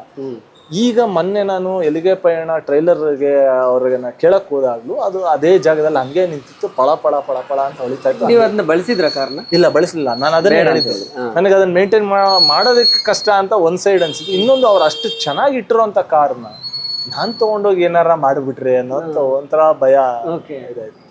ಓಕೆ ಸರ್, ನೋಡ್ತೀನಿ ಸರ್ ಅಂತ ಹೇಳಿ ಅದನ್ನ ಅಲ್ಲಿಗೆ ಇದು ಮಾಡಿಬಿಟ್ಟೆ. ಆಮೇಲೆ ನಾನು ಅದ್ರ ಬಗ್ಗೆ ಮಾತಾಡಬೇಕು ಇಲ್ಲ, ಸರ್ ಏನು ಮಾಡಬೇಕು ಇಲ್ಲ, ಸುಮ್ಮನೆ ಆಗಿ. ಸೊ ಈ ಥರ, ಸೊ ಆ ಥರ ಸಿಚುವೇಶನ್ಸ್ ಬಂದಾಗ ಇದು ಬರುತ್ತೆ. ಅವಾಗ ಕಾಣಿಸ್ಕೊತಿದ್ರಿ, ಬಟ್ ಅಪ್ಪಾಜಿ ಹೆಲ್ತ್ ಇಶ್ಯೂ ಅವ್ರು ಹೋದ ನಂತರ ತುಂಬಾ ಐಸೋಲೇಟ್ ಆಗ್ಬಿಟ್ರಿ ಅನ್ನೋ ಥರ ಎಲ್ಲೂ ಕಾಣಿಸ್ಕೊಂಡು. ಐಸೋಲೇಟ್ ಅಂದರೆ ಅಪ್ಪಂಗೆ ಆಗಿದ್ದ ಸಿಚುವೇಶನ್ ನಾವು ಮನೇಲಿ ಯಾರಿಗೂ ಹೇಳಿರಲಿಲ್ಲ. 2 years ನಾನು ನಮ್ಮ ಚಿಕ್ಕಪ್ಪ ಇಬ್ಬರೇ ಅದನ್ನು ಹ್ಯಾಂಡಲ್ ಮಾಡಿದ್ವಿ. ಸೊ ಅದರಿಂದ ನನ್ಗೆ ಬಿಫೋರೇ 2 years ಅದಾಯಿತು. ಅದು ಆಫ್ಟರ್ ನನ್ನ ಒಂದು ಚೌಕಟ್ಟು ಏನು, ಅಪ್ಪನ ಡೆತ್ ಆದಮೇಲೆ ನನ್ನ ಒಂದು ಚೌಕಟ್ಟು ಏನು, ಮತ್ತು ಒಂದಿಷ್ಟು ಡಾಕ್ಯುಮೆಂಟೇಷನ್ಸ್ ಎಲ್ಲ ತುಂಬ ಮಾಡ್ಕೊಳ್ಳೋವಂಥದ್ದಿತ್ತು. ಸೊ ಸುಮಾರು ಕೆಲಸಗಳು ಇದಿತ್ತು. ಸೊ ಅದರಿಂದ ಒಂದು 1.5 years ಅದೇ ನಂಗೆ ತೊಗೊಂತು. ಸೊ ಓವರ್ ಆಲ್ ಒಂದು 3 to 4 years ನಾನು ಸ್ವಲ್ಪ ಇಂಡಸ್ಟ್ರಿಯಿಂದ ಆಚೆ ಇದ್ದೆ. ಇಲ್ಲ, ಭಾಳ ಜನ ಹೇಳಿದರು ಅಪ್ಪಾಜಿ ಹೋದ್ಮೇಲೆ ಅಭಿಮನ್ಯು ಸ್ವಲ್ಪ ಮಾನಸಿಕವಾಗಿ ಕುಗ್ಗಿದ್ರು ಅಂತ. ಅಂದರೆ ತಂದೆ ಒಂಥರ ಸ್ಥೈರ್ಯ ತುಂಬ್ತಿದ್ರು ಅವ್ರಿಗೆ, ಆತ್ಮಸ್ಥೈರ್ಯನ. ಅವ್ರು ಹೋದ್ಮೇಲೆ ಎಲ್ಲೋ ಒಂದು ಕಡೆ ಅಭಿಮನ್ಯು ಅದು ಯಾರ ಆಗುತ್ತೆ ಅಲ್ವಾ. ಸೊ ಮನೆಯಲ್ಲಿ ನಿಮ್ಮ ತಂದೆ ನೀವು ಕಳ್ಕೊಂಡ್ರಿ ಅಂದಾಗ correct, it's A very emotional ಇದು. ಸೊ ಅದು ಆಗಿದ್ದು ಹೌದು, ಬಟ್ ಎಲ್ಲೂ ನಿಮ್ಮ ಆಚೆಯಿಂದ ನನ್ನನ್ನು ನೋಡಿದಾಗ ನಿಮ್ಗೆ ಅದು ಅನಿಸ್ಬೋದು. ಯಾಕಂದರೆ ನಾನು ಇಷ್ಟು ವರ್ಷ ಇಂಡಸ್ಟ್ರಿಯಿಂದ ಆಚೆ ಇದ್ದೆ, ಒಳಗಡೆ ನಾನು ಎಷ್ಟೋ ಕೆಲಸಗಳನ್ನು ಮಾಡ್ಕೊತಾ ಇದ್ದೆ. ನಂದನ್ನು ಏನೇನೋ ಒಂದು ಇದನ್ನು ನಾನು ಪ್ಲ್ಯಾನ್ ಮಾಡ್ಕೊಂಡು ಒಂದು ಬೇಸನ್ನು ಮಾಡ್ಕೊತಾ ಇದ್ದೆ. ನಾನು ವಾಪಸ್ ಸಿನಿಮಾ ಇಂಡಸ್ಟ್ರಿಗೆ ಬರಬೇಕು ಅಂದಾಗ, ಇವಾಗ ನಾನು ಮನೆಯ ಯಜಮಾನ ಅಥವಾ ನಾನು ಜವಾಬ್ದಾರಿಗಳನ್ನು ತಗೋಬೇಕು ಅಂದಾಗ ನನಗೆ ಅದಕ್ಕೆ ಆದ ಒಂದು ಟೈಮ್ ಕೊಡಬೇಕು. ಅದದ್ದೇ ಆದಂಥ ಒಂದು ಅದನ್ನು ಮಾಡಿ ಅದನ್ನು ಒಂದು ಇದಕ್ಕೆ ಇಡೋವರೆಗೂ ನನಗೆ 2 ದೋಣಿಗಳ ಥರ ಅನ್ಸಕ್ಕೆ ಸ್ಟಾರ್ಟ್ ಆಗ್ಬಿಡುತ್ತೆ. ಇಂಡಸ್ಟ್ರಿ ಆ್ಯಂಡ್ ಮನೆ. ಈ ಕಡೆ ಹೋದಾಗ ಈ ಕಡೆದು ಎಳಿತಾ ಇರುತ್ತೆ, ಈ ಕಡೆ ಹೋದಾಗ ಈ ಕಡೆದು ಎಳಿತಾ ಇರುತ್ತೆ. ಏನೋ ಒಂದು ನಮಗೆ ಒಂದು ಸ್ಥಿರವಾಗೇನೋ ಅದು ಮಾಡದೇ ಇದ್ದಾಗ. ಸೊ ನನಗೆ ಗೊತ್ತಾಗೋಯ್ತು, ನನಗೆ ಅದು ಸಿನಿಮಾ ಇದನ್ನೆಲ್ಲ ಮುಗಿಸ್ಕೊಂಡೆ ನಾನು ಆ ಕಡೆ ಕಾನ್ಸಂಟ್ರೇಟ್ ಮಾಡೋದಕ್ಕಾಗಲ್ಲ ಅಂತ. ಈಗಲೂ ನಾನು ಈ ಕಡೆದೆಲ್ಲ ಫುಲ್ ಮುಗಿಸಿದ್ದೀನಿ ಅಂತ ಹೇಳಲ್ಲ, ಬಟ್ ಒಂದು ಬೇಸಿಕ್ ಎಸ್ ಓಕೆ ನಮ್ದಿಷ್ಟು ಇದಿದು ಇದನ್ನ ಇಟ್ಕೊಂಡು ನಾನು ಹಿಂಗೆ ಹೋಗ್ತೀನಿ ಅನ್ನೋ ಒಂದು ಪ್ಲಾನ್ ಮಾಡೋಕ್ಕಾದ್ರೂ ನಾನು ಈ ಕಡೆ ಒಂದಿಷ್ಟು ಮಾಡ್ಕೋಬೇಕಾಯ್ತು. ಅದು ನನಗೊಂದು 2 years ತಗೊಂತು. ಇಂಡಸ್ಟ್ರಿ ನಾನು ಬರ್ದೇ ಇದ್ದವನು ಇವಾಗ ರಾಜ್ ಕಪ್ ಬಿಟ್ಬಿಟ್ಟೆ, CCL ಬಿಟ್ಬಿಟ್ಟೆ, ಎಲ್ಲ ಬಿಟ್ಬಿಟ್ಟೆ. ಯಾಕಂದ್ರೆ ನನ್ಗೆ ಈ ಕಡೆ ತುಂಬಾ ಇದೆ. Cinema very very important. Cinema ಬಿಟ್ಬಿಟ್ಟೆ, ಎಲ್ಲ ಬಿಟ್ಬಿಟ್ಟು ಬಂದಾಗ ಅಲ್ಲಿ ನೋಡಿದವ್ರಿಗೆ ಹಂಗ ಅನ್ಸ್ತಿರ್ಬೋದು, ತುಂಬಾ ಅದರಿಂದ ತುಂಬಾ ಕೂಗಿದ್ದೇನೆ. ಹೌದು, ಇದು ಹೌದು, ಏನೇ ಆದ್ರೂ ನಮ್ಮ ತಂದೆ ಅವರು. ಸೊ ಆ ಎಮೋಷನಲ್ ಬಾಂಡೇಜ್, ಆ ಅಟ್ಯಾಚ್ಮೆಂಟ್ ಇದ್ದೇ ಇರುತ್ತೆ. ಒಂದು ಅದು ಪರ್ಸನ್ ಟು ಪರ್ಸನ್ ವೇರಿ ಆಗುತ್ತೆ. ನೀವು ಒಂದು 5-6 ತಿಂಗಳಿಗೆ ಅದನ್ನ ಆಚೆ ಬಂದು ನೆಕ್ಸ್ಟ್ ಮುಂದಕ್ಕೆ ಹೋಗ್ಬೋದು. ನಾನು 1 ವರ್ಷ ತಗೋಬಹುದು. ಅದು ಒಬ್ರೊಬ್ರು 1-2 ದಿವಸ 1-2 ವಾರದಲ್ಲೇ they will be back. So ಆ ತರ. ಅಂಡ್ ನನಗೆ ನನ್ನ ಜೀವನದಲ್ಲಿ ನನ್ನ ಫಸ್ಟ್ ಲಾಸ್ ಅದು. ನನ್ನ ತುಂಬಾ ಹತ್ರ ಇದ್ದವರು ನನ್ನ ಫಸ್ಟ್ ಲಾಸ್. ಸೊ ಅದು ಸ್ವಲ್ಪ ಜಾಸ್ತಿನೇ ಇದು ಮಾಡ್ತು. ಬಟ್ ಕಾಶಿನಾಥ್ ಸರ್ ಅವ್ರ ಬಳಗದಲ್ಲಿದ್ದವರು ಬಹಳಷ್ಟು ಜನ ದೊಡ್ಡವರು. ನಾನು ಆವಾಗಲೇ ಹೇಳಿದೆ, ಸ್ಪೆಷಲಿ ಉಪ್ಪಿ ಸರ್. ನಿಮ್ಮ ತಂದೆಯವ್ರು ಹೋದಾಗ ನಾನೇ ಅವ್ರನ್ನ ಮಾತಾಡಿಸಿದ್ದೆ ಇಲ್ಲಿತ್ತು ಪಕ್ಕದಲ್ಲಿ. ಅವ್ರು ಇಲ್ಲಿ ಸಿಗಲಿಲ್ಲ. ಅವ್ರು ತುಂಬ ಎಮೋಷ್ನಲ್ ಆಗಿದ್ದರು.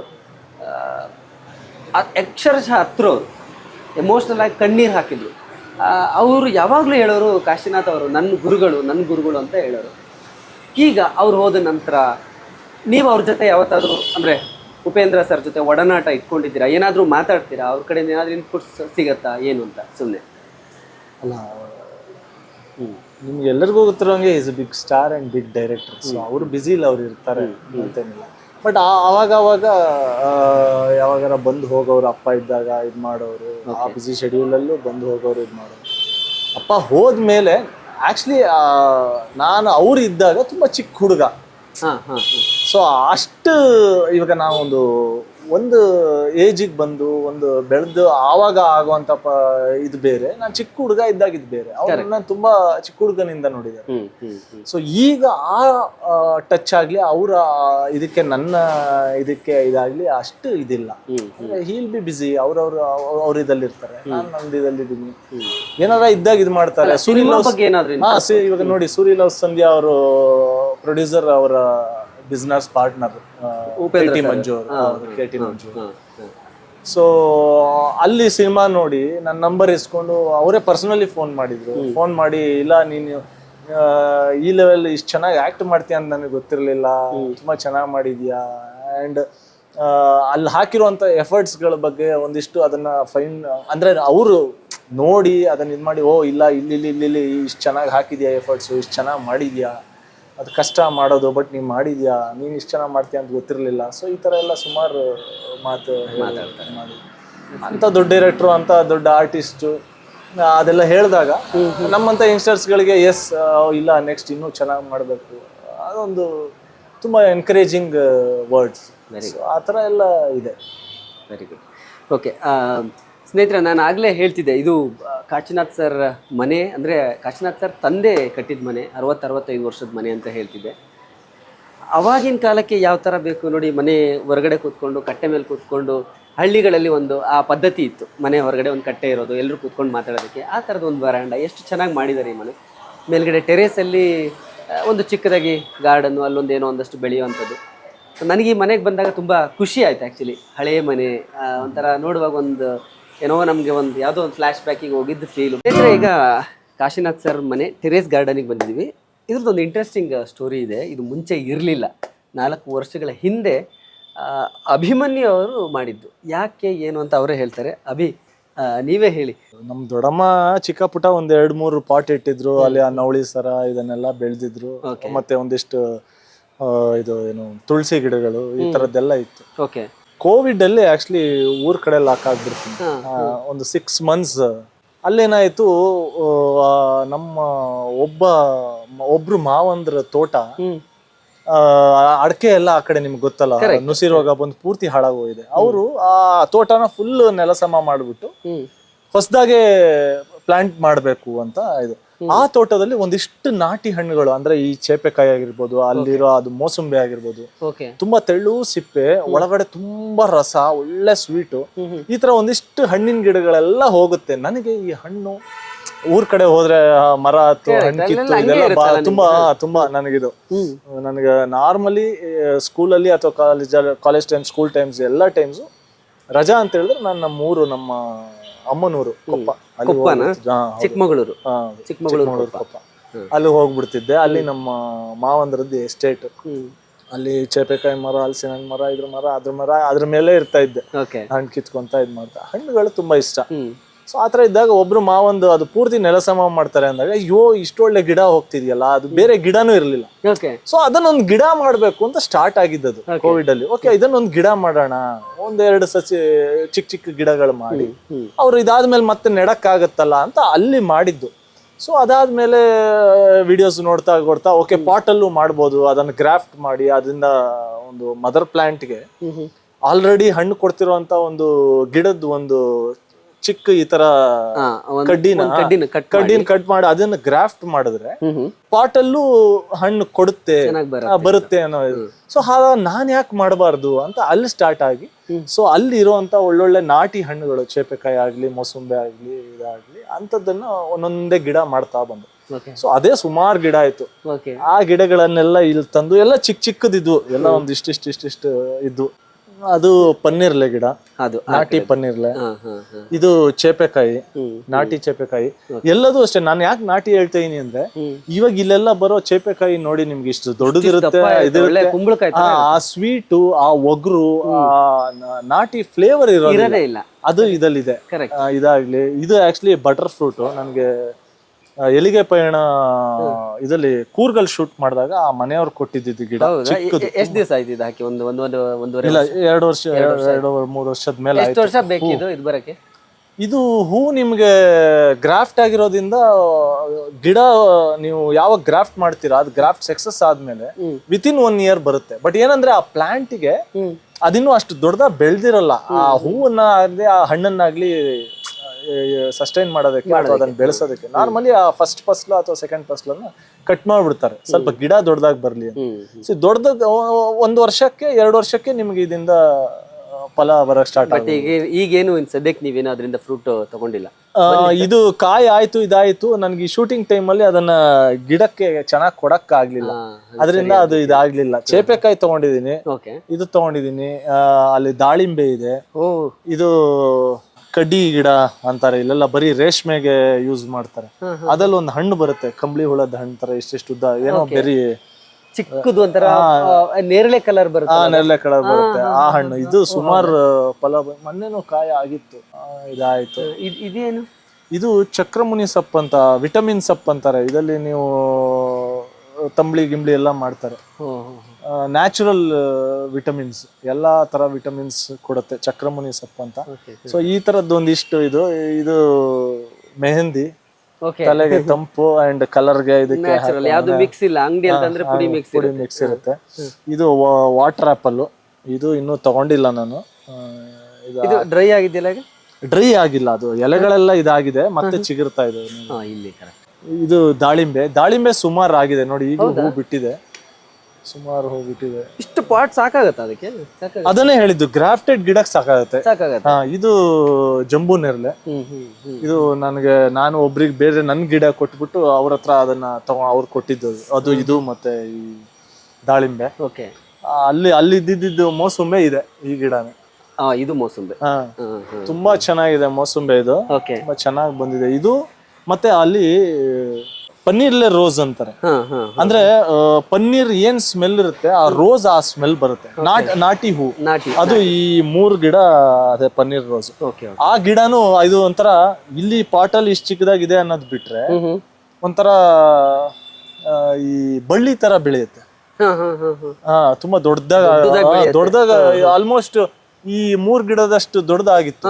ಅಲ್ಲಿ ತೋಟನ ಕಟ್ ಮಾಡ್ತಾರೆ ಅಂದಾಗ ಈ ಗಿಡನು ಹೋಗುತ್ತೆ ಅಂತ ಆಯ್ತು. ಸೊ ಇದ್ ಕಡ್ಡಿಗಳನ್ನ ಇಟ್ಕೊಂಡು ಒಂದಿಷ್ಟು ಮಾಡಿ ಇವಾಗ ಅಲ್ಲೂ ನೆಟ್ಟಿದೀನಿ. ನಾನು ಒಂದಿಷ್ಟು ಪಾಟ್ಗೆ ಹಾಕಿ ತಗೊಂಡ್ ಬಂದಿದ್ದೀನಿ. ರೋಸು ಬೇರೆ ಬೇರೆನೂ ಹಾಕಿದೀರಿ? ರೋಸ್ ಹಾಕಿದೀರ? ಸುಮಾರು ಹಾಕಿದೀನಿ. ಅದು ಸೇವಂತಿಗೆ ಅಲ್ವಾ? ಸೇವಂತಿಗೆ, ಅದು ವೈಟ್ ಸೇವಂತಿಗೆ. ದಾಸವಾಳ ನನ್ ಗ್ರಾಫ್ಟಿಂಗ್ ಕಲ್ತಿದ್ದು ಫಸ್ಟ್. ನಾರ್ಮಲಿ ಯಾರ್ಯಾರ ಗ್ರಾಫ್ಟಿಂಗ್ ಕಲಿಬೇಕಾದ್ರೆ ಫಸ್ಟ್ ಎಕ್ಸ್ಪೆರಿಮೆಂಟ್ ಮಾಡೋದು ದಾಸವಾಳ, ತುಂಬಾ ಈಸಿ. ಕರೆಕ್ಟ್. ಸೊ ಅದು ಆ ದಾಸವಾಳದ ಹೂಗಳ ಚಿಕ್ಕ ಚಿಕ್ಕ ಪಾಟ್ ಅಲ್ಲೂ ಬಂದ್ಬಿಡುತ್ತೆ, ಬೇಗ ಬಂದ್ಬಿಡುತ್ತೆ. ಅಂಡ್ ಗ್ರಾಫ್ಟಿಂಗು ಈಸಿ ಅಂತ ಅಂತಾರೆ. ಸೊ ಅದಲ್ಲೇ ಫಸ್ಟ್ ನಾನು ಮಾಡಿದ್ದು. ಅದಾದ್ಮೇಲೆ ಹೇಳಿದ್ನಲ್ಲ, ಇದು ಪಕ್ಕದ ಮನೆಯವ್ರ ಮಾವಿನ ಹಣ್ಣು ಮರ, ಇದನ್ನ ಗ್ರಾಫ್ಟ್ ಮಾಡಿ ನಾನು ಆ ಗಿಡ ಮಾಡ್ಕೊಂಡಿದ್ದು. ಹೌದಾ? ಮಾವಿನ ಹಣ್ಣಿನ ಅದು ಇನ್ನು ಫಲ ಕೊಡ್ಬೇಕು. ಆಕ್ಚುಲಿ ಆ ಮರ ಹೆಂಗಿದೆ ಅಂದ್ರೆ ನಿಮ್ ಮನೆಯಲ್ಲಿ ಇದಕ್ಕೆ ಬಂದಂಗಿದೆ, ನೀವ್ ಇಲ್ಲಿ ಗಾರ್ಡನ್ ಮಾಡಿರೋದ್ರಿಂದ ಈ ತರ. ಫಸ್ಟ್ ಆಕ್ಚುಲಿ ಒಂದು ತೋತಾಪುರಿ ಮಾವಿನ ಮರ ಇತ್ತು ಇಲ್ಲಿ, ಓಕೆ. ಅದು ಸತ್ತೋದ್ಮೇಲೆ ಅವರು ಏನು ಹಾಕಿರ್ಲಿಲ್ಲ. ಹ್ಮ್. ಸೊ ಹಿಂಗೆ ರೋಡ್ ಸೈಡ್ ಅಲ್ಲೆಲ್ಲ ಹೋದಾಗ ನಮ್ಮ ಫ್ರೆಂಡ್ಸ್ ಇಬ್ರು ಶ್ರೀಕಾಂತ್ ಅಂಡ್ ಬದ್ರಿ ಅಂತಿದ್ದಾರೆ. ಸೊ ಅವ್ರಿಗೆ ಒಂದು ಮಾವಿನ ಹಣ್ಣು ತಿಂದು ಬಿಟ್ಟಿದ್ ಗೋಲ್ಡ್ ಸಿಗುತ್ತೆ, ಸೊ ಅದನ್ನ ತಂದು ಹಾಕ್ತಿವಿ ಅಂತ ಚಿಕ್ಕ ಹುಡುಗರಲ್ಲಿ ಅವ್ರು ಹಾಕಿದ್ದು. ಓಕೆ. ಅವ್ರಿಗೆ ಗೊತ್ತಿಲ್ಲ ಅದು ನಾರ್ತ್ ಸೈಡ್ ಇಲ್ಲಿ ಎಲ್ಲೂ ಸಿಗಲ್ಲ ಈ ಹಣ್ಣು. ನಾರ್ತ್ ಸೈಡ್ ಯಾವ್ದೋ ಹಣ್ಣು ಅವ್ರು ಸಿಕ್ಕಿರೋದು ಹಾಕಿದ್ದಾರೆ. ಅದು ಎಷ್ಟು ಏನು ಸ್ವೀಟ್ ಇದೆ ಅಂದ್ರೆ ಅಷ್ಟು ಸ್ವೀಟ್ ಇದೆ. ಸೊ ಅದನ್ನ ನೋಡ್ಕೊಂಡು ನಾನು ಇದ್ರದ್ದು ಒಂದು ಗಿಡ ಮಾಡ್ಬೇಕು ಅಂತ ಅದದ್ದೇ ಗೋಲ್ಟ್ ಹಾಕಿ ಒಂದು ಗಿಡ ಮಾಡಿ ಅದನ್ನ ಕಟ್ ಮಾಡಿ ಇಲ್ಲೇ ನನಗೆ ಅದದ್ದು ಸಿಗತ್ತಲ್ವಾ ಹಂಗೆ ಕಟಿಂಗ್ಸ್ ತಗೊಂಡು ಗ್ರಾಫ್ಟ್ ಮಾಡಿರೋದು. Very nice, very nice.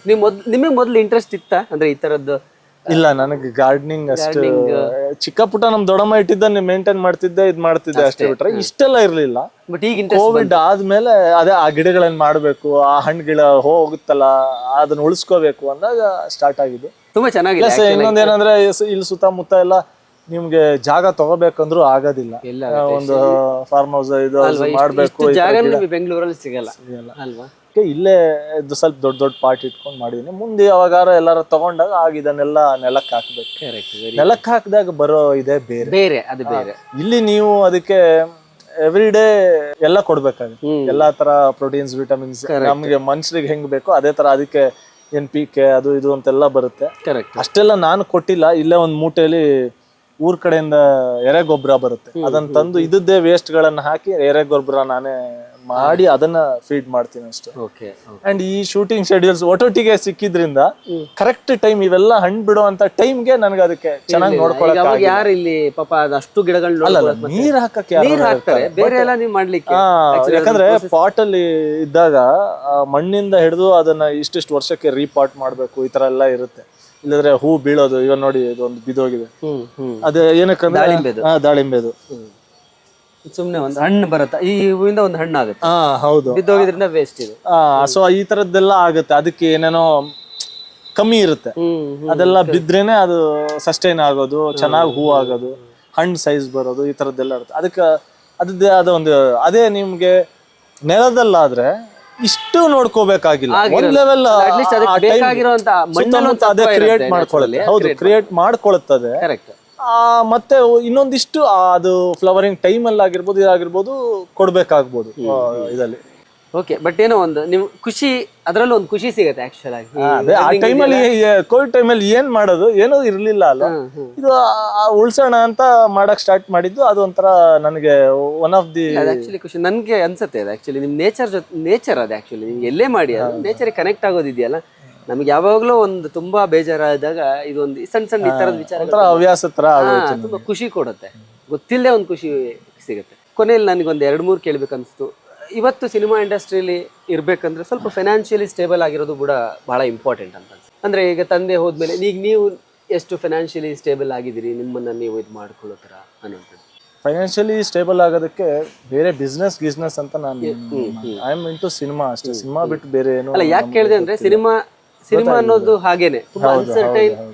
ಅದೇ ರೀಸನ್ ನಾನು ಏನಕ್ಕೆ ಒಂದು 2-3 months 2-3 years ಗ್ಯಾಪ್ ತಗೊಂಡೆ ಅಪ್ಪಂದು ಹೋದ್ಮೇಲೆ. ಅದೇ ರೀಸನ್ ನನಗೆ ಏನೇನು ಎತ್ತ ಅವೆಲ್ಲ ಬೇಕಿತ್ತು. ಅಂಡ್ ಅಪ್ಪ ನಮ್ಮ ಹೊಟ್ಟೆ ಬಟ್ಟೆಗೆ ಎಲ್ಲ ಚೆನ್ನಾಗಿ ಮಾಡಿಟ್ಟು ಹೋಗಿದ್ದಾರೆ, ಅದಕ್ಕೆ ಏನಿಲ್ಲ ತೊಂದರೆ ಇಲ್ಲ. ಸಿನಿಮಾ ಮಾಡೋದಕ್ಕೆ ಓಕೆ, ಮೊದ್ಲೊಂದು ಪ್ರೊಡಕ್ಷನ್ಸ್ ಇತ್ತು, ಇವಾಗಿನ ಪ್ರೊಡಕ್ಷನ್ಸ್ ಕಾಸ್ಟ್ ರೇಂಜ್ ಹಾಕೋಷ್ಟು ನಮಗೆ ಇದಾಗಿಲ್ಲ. ಅಂಡ್ ತುಂಬಾ ಹಿಂದೆನೆ ಅಪ್ಪ ಪ್ರೊಡಕ್ಷನ್ಸ್ ಸ್ಟಾಪ್ ಮಾಡ್ಬಿಟ್ರು. ಅಷ್ಟು ಬಜೆಟ್ ಎಲ್ಲ ಹಾಕಿ ಮಾಡೋ ಅಷ್ಟು ಅವ್ರಿಗೆ ಇದಾಗಿಲ್ಲ. ಆ ಕಡೆಗೆ ನಮ್ಗೆ ಸಪೋರ್ಟ್ ಆಗ್ಲಿ ಇದಾಗ್ಲಿ ಅಷ್ಟು ಮಾಡ್ಕೊಳ್ಳೋ ಅಷ್ಟು ಇರ್ಲಿಲ್ಲ ಅನ್ನೋದು ಬಿಟ್ಟು. ಸೊ ಇನ್ನೇನಿದ್ರು ನಾನೇನ್ ಮಾಡ್ತೀನಿ ಅನ್ನೋದು ಈಗ ನೀವು ನಿಮ್ಮ ಗುರಿ ತಲುಪೋದಕ್ಕೆ ನೀವು ಮಾಡ್ಬೇಕಷ್ಟೇ, ಅದು ಇಂಪಾರ್ಟೆಂಟ್. ಇದು ಎಷ್ಟು ವರ್ಷದ ಮನೆ ಅಭಿಮನ್ಯು ಅಂದ್ರೆ? ಇದು ಆಯ್ತು, ನಮ್ಮ ತಾತ ಕುಂದಾಪುರದಿಂದ ಈ ಕಡೆ ಬಂದು ಸೆಟ್ಲ್ ಆದಾಗ ಇಲ್ಲಿ ಆಕ್ಚುಲಿ ಬಾಡಿಗೆ ಇದೇ ಪಕ್ಕದ ರೋಡಲ್ಲಿ ಫಸ್ಟ್ ಬಾಡಿಗೆಗೆ ಇದ್ದಿದ್ದು. 1 or 2 years ಅಲ್ಲಿರ್ತಾರೆ. ಸೊ ಅದಾದ್ಮೇಲೆ ಅವ್ರು ಏನೋ ಮನೆ ಏನೋ ರಿನೋವೇಟ್ ಮಾಡ್ಬೇಕು ಅಂತೇನೋ ಬೇರೆ ಹುಡುಕ್ಬೇಕು ಅಂದಾಗ ಈ ಮನೆ ಬಗ್ಗೆ ಗೊತ್ತಾಗುತ್ತೆ. ಸೊ ಇಲ್ಲಿಗೆ ಬಾಡಿಗೆಗೆ ಬರ್ತಾರೆ. ಕೊನೆಗೆ ಓನರ್ ಅವ್ರು ಇಲ್ಲಿಂದ ಮೂವ್ ಆಗ್ಬೇಕು ಅಂದಾಗ ನಮ್ಮ ತಾತ ಪರ್ಚೇಸ್ ಮಾಡ್ತಾರೆ 60 years ಬ್ಯಾಕ್. ಆಯ್ತು ಸರ್, 60 ವರ್ಷದ ಹಿಂದಿನ 55 ವರ್ಷ 60 ವರ್ಷದ ಹಳೆ ಮನೆ, ತಾತ ಕಟ್ಟಿದ ಮನೆ. ತಾತ ಕಟ್ಟಿದ. ಇಡೀ ಫ್ಯಾಮಿಲಿ ಇಲ್ಲಿದ್ದೀರಿ?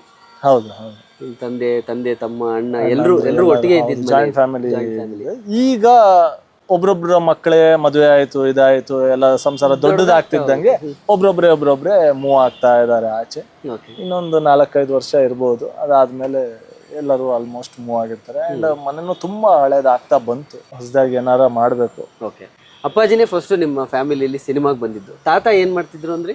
ತಾತ ಊರ್ ಕಡೆ ಎಲ್ಲ ಇದ್ದಾಗ ಅವ್ರು ಹೋಟೆಲ್ ಮಾಡಿದ್ದಾರೆ, ಹಿಟ್ಟಿನ ಅಂಗಡಿ ಮಾಡಿದ್ದಾರೆ, ಗಿರಣಿ ಮಿಷಿನ್ ಗೊತ್ತಾಯ್ತು, ಅದ್ರ ಅಂಗಡಿ ಮಾಡಿದ್ದಾರೆ, ಇದೆಲ್ಲ ಮಾಡಿದ್ದಾರೆ. ಫುಡ್ ಇದಲ್ಲಿದ್ದವರು. ಇಲ್ಲಿಗೆ ಬಂದು ಸೆಟ್ಲ್ ಆದಾಗ ಫಸ್ಟ್ ಟೈಮ್ ಅವ್ರ ಗಾಯತ್ರಿ ಸ್ಟೋರ್ಸ್ ಅಂತ, ಅದು ಲಾಸ್ಟ್ ಒಂದು 3-4 ಇಯರ್ಸ್ ಬ್ಯಾಕ್ ಮುಚ್ಚಿದ್ರು. ಅಲ್ಲಿ ಅದು ಫೇಮಸ್ ಇತ್ತಲ್ವಾ? ಹೌದೌದು, ಇದಿತ್ತು. ಇಲ್ಲೇ ಜಯನಗರ್ 4th ಬ್ಲಾಕ್ ಸರ್ಕಲ್ ಅಲ್ಲಿ ತಾತ ಅವ್ರು ಮಾಡಿದ್ದು. ಮಾಡಿದ್ದು. ಅಂದ್ರೆ ಬಾಡಿಗೆಗೆ ನಾವು ಅಲ್ಲಿ ಬ್ರ್ಯಾಂಡ್ ಮಾಡಿದ್ದು ಗಾಯತ್ರಿ ಸ್ಟೋರ್ಸ್. ನಮ್ಮ ತಾತ ಮತ್ತೆ ನಮ್ಮ ದೊಡ್ಡಪ್ಪ ಅವರು ಸೇರಿ ಆವಾಗ ಮಾಡಿದ್ದು. ಅದು ಲಾಸ್ಟ್ ಒಂದು 3-4 ಇಯರ್ಸ್ ಬ್ಯಾಕ್ ಅವ್ರು ರಿನೋವೇಟ್ ಮಾಡ್ಬೇಕು ಅಂತ ಅಲ್ಲಿಂದ ಶಿಫ್ಟ್ ಆಗಿ ಇವಾಗ ನಮ್ಮ ಮನೆ ಕೆಳಗೆ ಇಲ್ಲೇ ಒಂದು ಚಿಕ್ಕದಾಗಿ ಮಾಡ್ಕೊಂಡಿದ್ದಾರೆ ಅಂಗಡಿ. ಅದನ್ನ ಯಾರು ನೋಡ್ಕೊಳ್ತಾರೆ? ನಮ್ಮ ಚಿಕ್ಕಪ್ಪಂದ್ರು. ಬಟ್ ಆವಾಗ ಗಾಯತ್ರಿ ಸ್ಟೋರ್ಸ್ ಅಂದ್ರೆ ಜಯನಗರ್ 4th ಬ್ಲಾಕ್ ನಾನು ಅದಕ್ಕೆ ನನಗೂ ನೋಡಿ ಇದಾಗಿತ್ತು ಆಕ್ಚುಲಿ. ಅದು ಆಯ್ತು 55 ಇಯರ್ಸ್ ಆಯ್ತು ಅಲ್ಲಿ ಬಿಟ್ಟು. ಈಗ ಒಂದು 3-4 ಇಯರ್ಸ್ ಬಿಟ್ಟು ಅಪ್ಪಾಜಿನೇ ಫಸ್ಟ್ ಸಿನಿಮಾಗೆ ಬಂದಿದ್ದು. ಹೌದು, ಸಿನಿಮಾ ಅಂತ ಬಂದಿದ್ದು ಫ್ಯಾಮಿಲಿ. ಸೆಕೆಂಡ್ ಜನರೇಷನ್ ನೀವು ಕಂಟಿನ್ಯೂ ಮಾಡ್ತಿದ್ದೀರಿ. ಸೊ ಈಗ ಸೆಕೆಂಡ್ ಇನ್ನಿಂಗ್ಸ್ ನಿಮ್ದು ಶುರುವಾಗಿದೆ. 2-3 ಸಿನಿಮಾ ಮಾಡಿದ್ರಿ, ಗ್ಯಾಪ್ ಆಯ್ತು. ಅಭಿಮನ್ಯು ಸನ್ ಆಫ್ ಕಾಶಿನಾಥ್, ನಿಮ್ ತಂದೆ ಮತ್ತೆ ನಿಮ್ಮ ಹೆಸರನ್ನೇ ಇಟ್ಕೊಂಡು ಸಿನಿಮಾ ಮಾಡ್ತಿದ್ರಿ. ಹೇಳಿ, ಅದ್ರ ಬಗ್ಗೆ ಒಂಚೂರು ಹೇಳ್ಬಿಡಿ. ಅಭಿಮನ್ಯು ಸನ್ ಆಫ್ ಕಾಶಿನಾಥ್ ಡೈರೆಕ್ಟರ್ಗೆ ಯಾವ ತರ ಜಾನರ್ ಮಾಡಬೇಕು ಅಂದಾಗ ಅವ್ರಿಗೆ ಅಪ್ಪನ್ ಜಾನರ್ ತರದ್ ಇವಾಗ ಕಮ್ಮಿ ಇದೆ ಸಬ್ಜೆಕ್ಟ್ಸ್ಗಳು, ಈ ತರ ಜಾನರ್ ಅಲ್ಲಿ ಏನಾರ ಮಾಡ್ಬೇಕು ಅಂತ ಫಸ್ಟ್ ಒಂದು ಥಾಟ್ ಬರುತ್ತೆ. ಸೊ ಆ ಥಾಟ್ ಇಟ್ಕೊಂಡು ಅದಕ್ಕೆ ಇನ್ಸ್ಪಿರೇಷನ್ ಅಪ್ಪ ಆಗಿದ್ದಾಗ ಅದು ಅವ್ರಿಗೆ ಲೈನ್ ಆಗ್ಲಿ ಅಥವಾ ಅಲ್ಲಲ್ಲ ಅಪ್ಪ ಒಂಥರ ಇನ್ಫ್ಲೂಯೆನ್ಸ್ಡ್ ಆಗಿ ಬಂದ್ರು ಸಬ್ಜೆಕ್ಟ್ ಅಲ್ಲಿ. ಸೊ ಹಂಗೆಲ್ಲ ಮಾಡಿ ಸಬ್ಜೆಕ್ಟ್ ಮಾಡ್ಕೊಂಡಾಗ ಅವ್ರಿಗೆ ಅನ್ಸಿದೆ, ಯಾಕೆ ಹೌದು ನಾನು ಲೈನನ್ನ ಅವ್ರನ್ನ ಇಟ್ಕೊಂಡು ಅಥವಾ ಅವ್ರು ಮಾಡುವಂತ ಲೈನನ್ನ ಮಾಡಿದೆ, ಯಾಕೆ ಅವ್ರ ಮಗನ್ನ ಕೇಳಬಾರ್ದು, ಅವ್ರು ಸೂಟ್ ಆಗ್ತಾರಲ್ಲ ಇದಕ್ಕೆ ಅಂತ ಹೇಳ್ಬಿಟ್ಟು ಫಸ್ಟ್ ಆ್ಯಕ್ಚುಲಿ ರಾಜಮೌಳಿ ಅಂತ ಡೈರೆಕ್ಟರ್ ಅವ್ರು ಬಂದು ಅಪ್ರೋಚ್ ಮಾಡಿದ್ದು. ನನಗೂ ಇಷ್ಟು ದಿವಸ ಅಪ್ಪ ಮಾಡಿದ್ದಂಥ ಸಿನಿಮಾಗಳ ಯಾವುದು ನನಗೆ ಸೂಟ್ ಆಗಲ್ಲ ಅಥವಾ ಮಾಡೋಕ್ಕಾಗಲ್ಲ. ಸೊ ಈ ಸಬ್ಜೆಕ್ಟ್ ಹೇಳಿದಾಗ ಅವರು ಆಗಿನ ಅಪ್ಪನ ಕ್ಯಾಟಗರಿಯ ಲೈನ್ನ ಇವಾಗಿನ ಒಬ್ಬ ಹುಡುಗಂಗೆ ಮಾಡಿದ್ರೆ ಹೆಂಗಾಗುತ್ತೆ ಅನ್ನೋದು ತುಂಬಾ ಚೆನ್ನಾಗಿ ಅಡಾಪ್ಟ್ ಮಾಡ್ಕೊಂಡು ಮಾಡಿದ್ರು. ಸೊ ನನಗೂ ಅದು ಸ್ವಲ್ಪ ಥ್ರಿಲ್ ಅನ್ಸುತ್ತೆ. ಎಸ್, ನಾನು ಈ ತರ ಜಾನರ್ಸ್ ಆಗಲಿ ಇದಾಗಲಿ ಮಾಡಿಲ್ಲ, ಅದಾಗೆ ಬಂದಿದೆ ಆಫರ್, ಏನಕ್ಕೆ ಮಾಡಬಾರ್ದು. ಅಲ್ಲಿ ನಂಗೆ ಟೆಂಪ್ಟ್ ಆಯ್ತು, ಎಸ್ ಇದಕ್ಕೊಂದು ಇದು ಮಾಡಬೇಕು ಅಂತ. ಸೊ ಸಬ್ಜೆಕ್ಟ್ ಕೇಳಿದ್ರೆ ಸಬ್ಜೆಕ್ಟ್ ಇಷ್ಟ ಆಯ್ತು. ತುಂಬಾ ಪಾಸಿಟಿವ್ ಆಗಿ ಅಲ್ಲಲ್ಲ ಅಪ್ಪನ್ ನ್ಯಾಪ್ ಸಾಂಗ್ ಇದಾಗಂಗೆ ಒಂದಿಷ್ಟು ಐಟಮ್ ಇದನ್ನ ಮಾಡ್ಕೊಂಡಿದ್ದಾರೆ. ಇಟ್ಸ್ ಟೋಟಲ್ ಎಂಟರ್ಟೈನರ್ ಅಷ್ಟೇ. ನಿಮಗೆ ಸಿನಿಮಾ ಫಸ್ಟ್ ಸ್ಟಾರ್ಟ್ ಆದಾಗಿಂದ ಎಂಡ್ ಆಗೋರಿಗೂ ಎಂಟರ್ಟೈನ್ ಮಾಡ್ಕೊಂಡು ಖುಷಿಯಾಗಿ ಆಚೆಗೆ ಬರುವಂತ ಒಂದು ಸಬ್ಜೆಕ್ಟ್. ಅಭಿಮನ್ಯುಗೆ ಯಾವ ತರ ಡ್ರೀಮ್ ಇದೆ ಅಂದ್ರೆ, ಎಲ್ಲರಿಗೂ ಇರುತ್ತೆ ಒಂದು ನಂದೊಂದು ಜಾನರ್ ಕ್ರಿಯೇಟ್ ಮಾಡ್ಕೋಬೇಕು, ಅಥವಾ ಅಭಿಮನ್ಯು ಅಂದ ತಕ್ಷಣ ತಟ್ ಅಂತ ಈಗ ಒಂದೊಂದು ಹೀರೋಗೆ ಒಂದೊಂದು ಇಮೇಜ್ ಇರುತ್ತೆ. ಎಸ್, ನಾನು ಈ ಥರದೊಂದು ಸಬ್ಜೆಕ್ಟ್ನ ಟ್ರೈ ಮಾಡಬೇಕು, ಅಥವಾ ಒಂದು ಡ್ರೀಮ್ ಕ್ಯಾರೆಕ್ಟರು ಅಥವಾ ಸಮಥಿಂಗ್ ಏನೋ ಒಂದು ಏನಾದ್ರೂ ಇದೆಯಾ ಆ ಥರದ್ದು? ಮೊದಲು ಪ್ಲಾನ್ ಮಾಡಿದ್ದುಂಟು, ಈ ಥರ ಮಾಡಬೇಕು, ಈ ಥರ ಮಾಡಬೇಕು, ಇದೇ ಮಾಡಬೇಕು, ಹಿಂಗೆ ಇರಬೇಕು ಅಂತ ನನಗೇನಿಲ್ಲ. ಬೇರೆ ಬೇರೆ ಥರ ಈ ಥರ ಎಲ್ಲ ಮಾಡಬೇಕು ಅಂತ ಅದು ಯಾವುದು ಆಗದಿದ್ದಾಗ ಆಮೇಲೆ ಈಗ ನನ್ನ ಇದು ಹೆಂಗಿದೆ ಅಂತ ಹೇಳಿದ್ರೆ ಏನು ಬರುತ್ತೆ ಅದಕ್ಕೆ ನನ್ನ 100% ಹಾಕೋಣ ಅಂತ. ಇನ್ನೊಂದು ಬೀಯಿಂಗ್ ಯಂಗ್ಸ್ಟರ್ಸ್ ಅಥವಾ ಒಂದು ಮಾರ್ಕ್ ಇಂಡಸ್ಟ್ರಿಯಲ್ಲಿ ಮಾಡದೇ ಇರೋವರೆಗೂ ನಿಮ್ಗೆ ಆ ಲಕ್ಸುರಿ ಇರಲ್ಲ. ನಾವು ಇಂಥದ್ದು ಮಾಡ್ಬೇಕು, ಅದೆಲ್ಲ ಸುಮ್ಮನೆ ಆಸೆಗಳ ಉಳಿಯುತ್ತೆ ಅಷ್ಟೇ, ಅದೇನು ಆಗಲ್ಲ, ಇದಾಗಲ್ಲ. ಸೊ ಇವಾಗ ಏನು ಸಿಗುತ್ತೆ, ಸೊ ಅದಲ್ಲಿ ಏನು ಬೆಟರ್ ಮಾಡ್ಬೋದು, ಅದ್ರಲ್ಲಿ ನನ್ನ ಎಫರ್ಟ್ಸ್ ಹೆಂಗೆ ಹಾಕ್ಬೋದು, ಅದನ್ನ ಬೇರೆ ಥರ ಹೆಂಗೆ ತೋರಿಸ್ಬೋದು, ಈ ಕಡೆ ನನ್ನ ಆಲೋಚನೆಗಳಿದೆ. ಬಿಟ್ರೆ ಇಂಥದ್ದು ಮಾಡಬೇಕು ಅಂಥದ್ದು ಮಾಡಬೇಕು ಆ ಆಸೆಗಳನ್ನ ಇಟ್ಕೊಂಡು ಅದೆಲ್ಲ. ತುಂಬ ಖುಷಿ ಆಯಿತು ನನಗೆ ನಿಮ್ಮ ಜೊತೆ ಮಾತಾಡಿ. ಯಾಕಂದ್ರೆ ತಂದೆಯವರಿದ್ದಾಗ ಅವ್ರ ಜೊತೆ ಭಾಳ ಸಲ ಮಾತಾಡಿದ್ದೀನಿ. ಅವ್ರ ಕನಸುಗಳು, ಅವರು ಮಾಡ್ತಾ ಇದ್ದಿದ್ದ ಸಿನಿಮಾಗಳನ್ನ ಇವತ್ತು ಟಿ ವಿಯಲ್ಲಿ ನೋಡುವಾಗ ಅವ್ರ ಸಿನಿಮಾಗಳು ಬಂದಾಗ ಖುಷಿ ಆಗುತ್ತೆ. ಅವತ್ತಿನ ಕಾಲಕ್ಕೆ ತುಂಬ ಅಹೆಡ್ ಅವ್ರು ಥಿಂಕ್ ಮಾಡಿದ ರೀತಿ. ಅವಾಗೆಲ್ಲ ಕಾಶಿನಾಥ್ ಸಿನಿಮಾ ಅಂದರೆ ಮುಜುಗರ ಪಟ್ಕೊಳ್ಳೋರು ಅಂತ ಇದ್ರು. ಬಟ್ ಆದರೆ ಅವ್ರ ಸಿನಿಮಾಗಳಲ್ಲಿರೋ ವಿಷಯ ಐತಿಯಲ್ಲ, ಕಥಾವಸ್ತು ತುಂಬ ಇನ್ಫಾರ್ಮೇಟಿವ್, ಜನರಿಗೆ ಬೇಕಾದಂಥ ವಿಚಾರಗಳಿತ್ತು. ಈಗ ಅದನ್ನೆಲ್ಲ ನೋಡುವಾಗ ಜನರಿಗೆ ಅನ್ಸುತ್ತೆ ಎಷ್ಟು ಅಹೆಡ್ ಇದ್ರು ಅವ್ರು ಅವತ್ತಿನ ಟೈಮ್. 20 ವರ್ಷ ಮುಂದೆ ಇದ್ರು. ಒಳ್ಳೇದಾಗ್ಲಿ, ನಿಮ್ಮ ಜರ್ನಿ ತುಂಬ ದೊಡ್ಡ ಸಕ್ಸಸ್ ಸಿಗಲಿ. ನಿಮ್ಮ ಸಪೋರ್ಟು ನನಗೆ ಹೀಗೆ ಇರಲಿ ಅಂತ ಯಾವಾಗಲೂ ಇರುತ್ತೆ.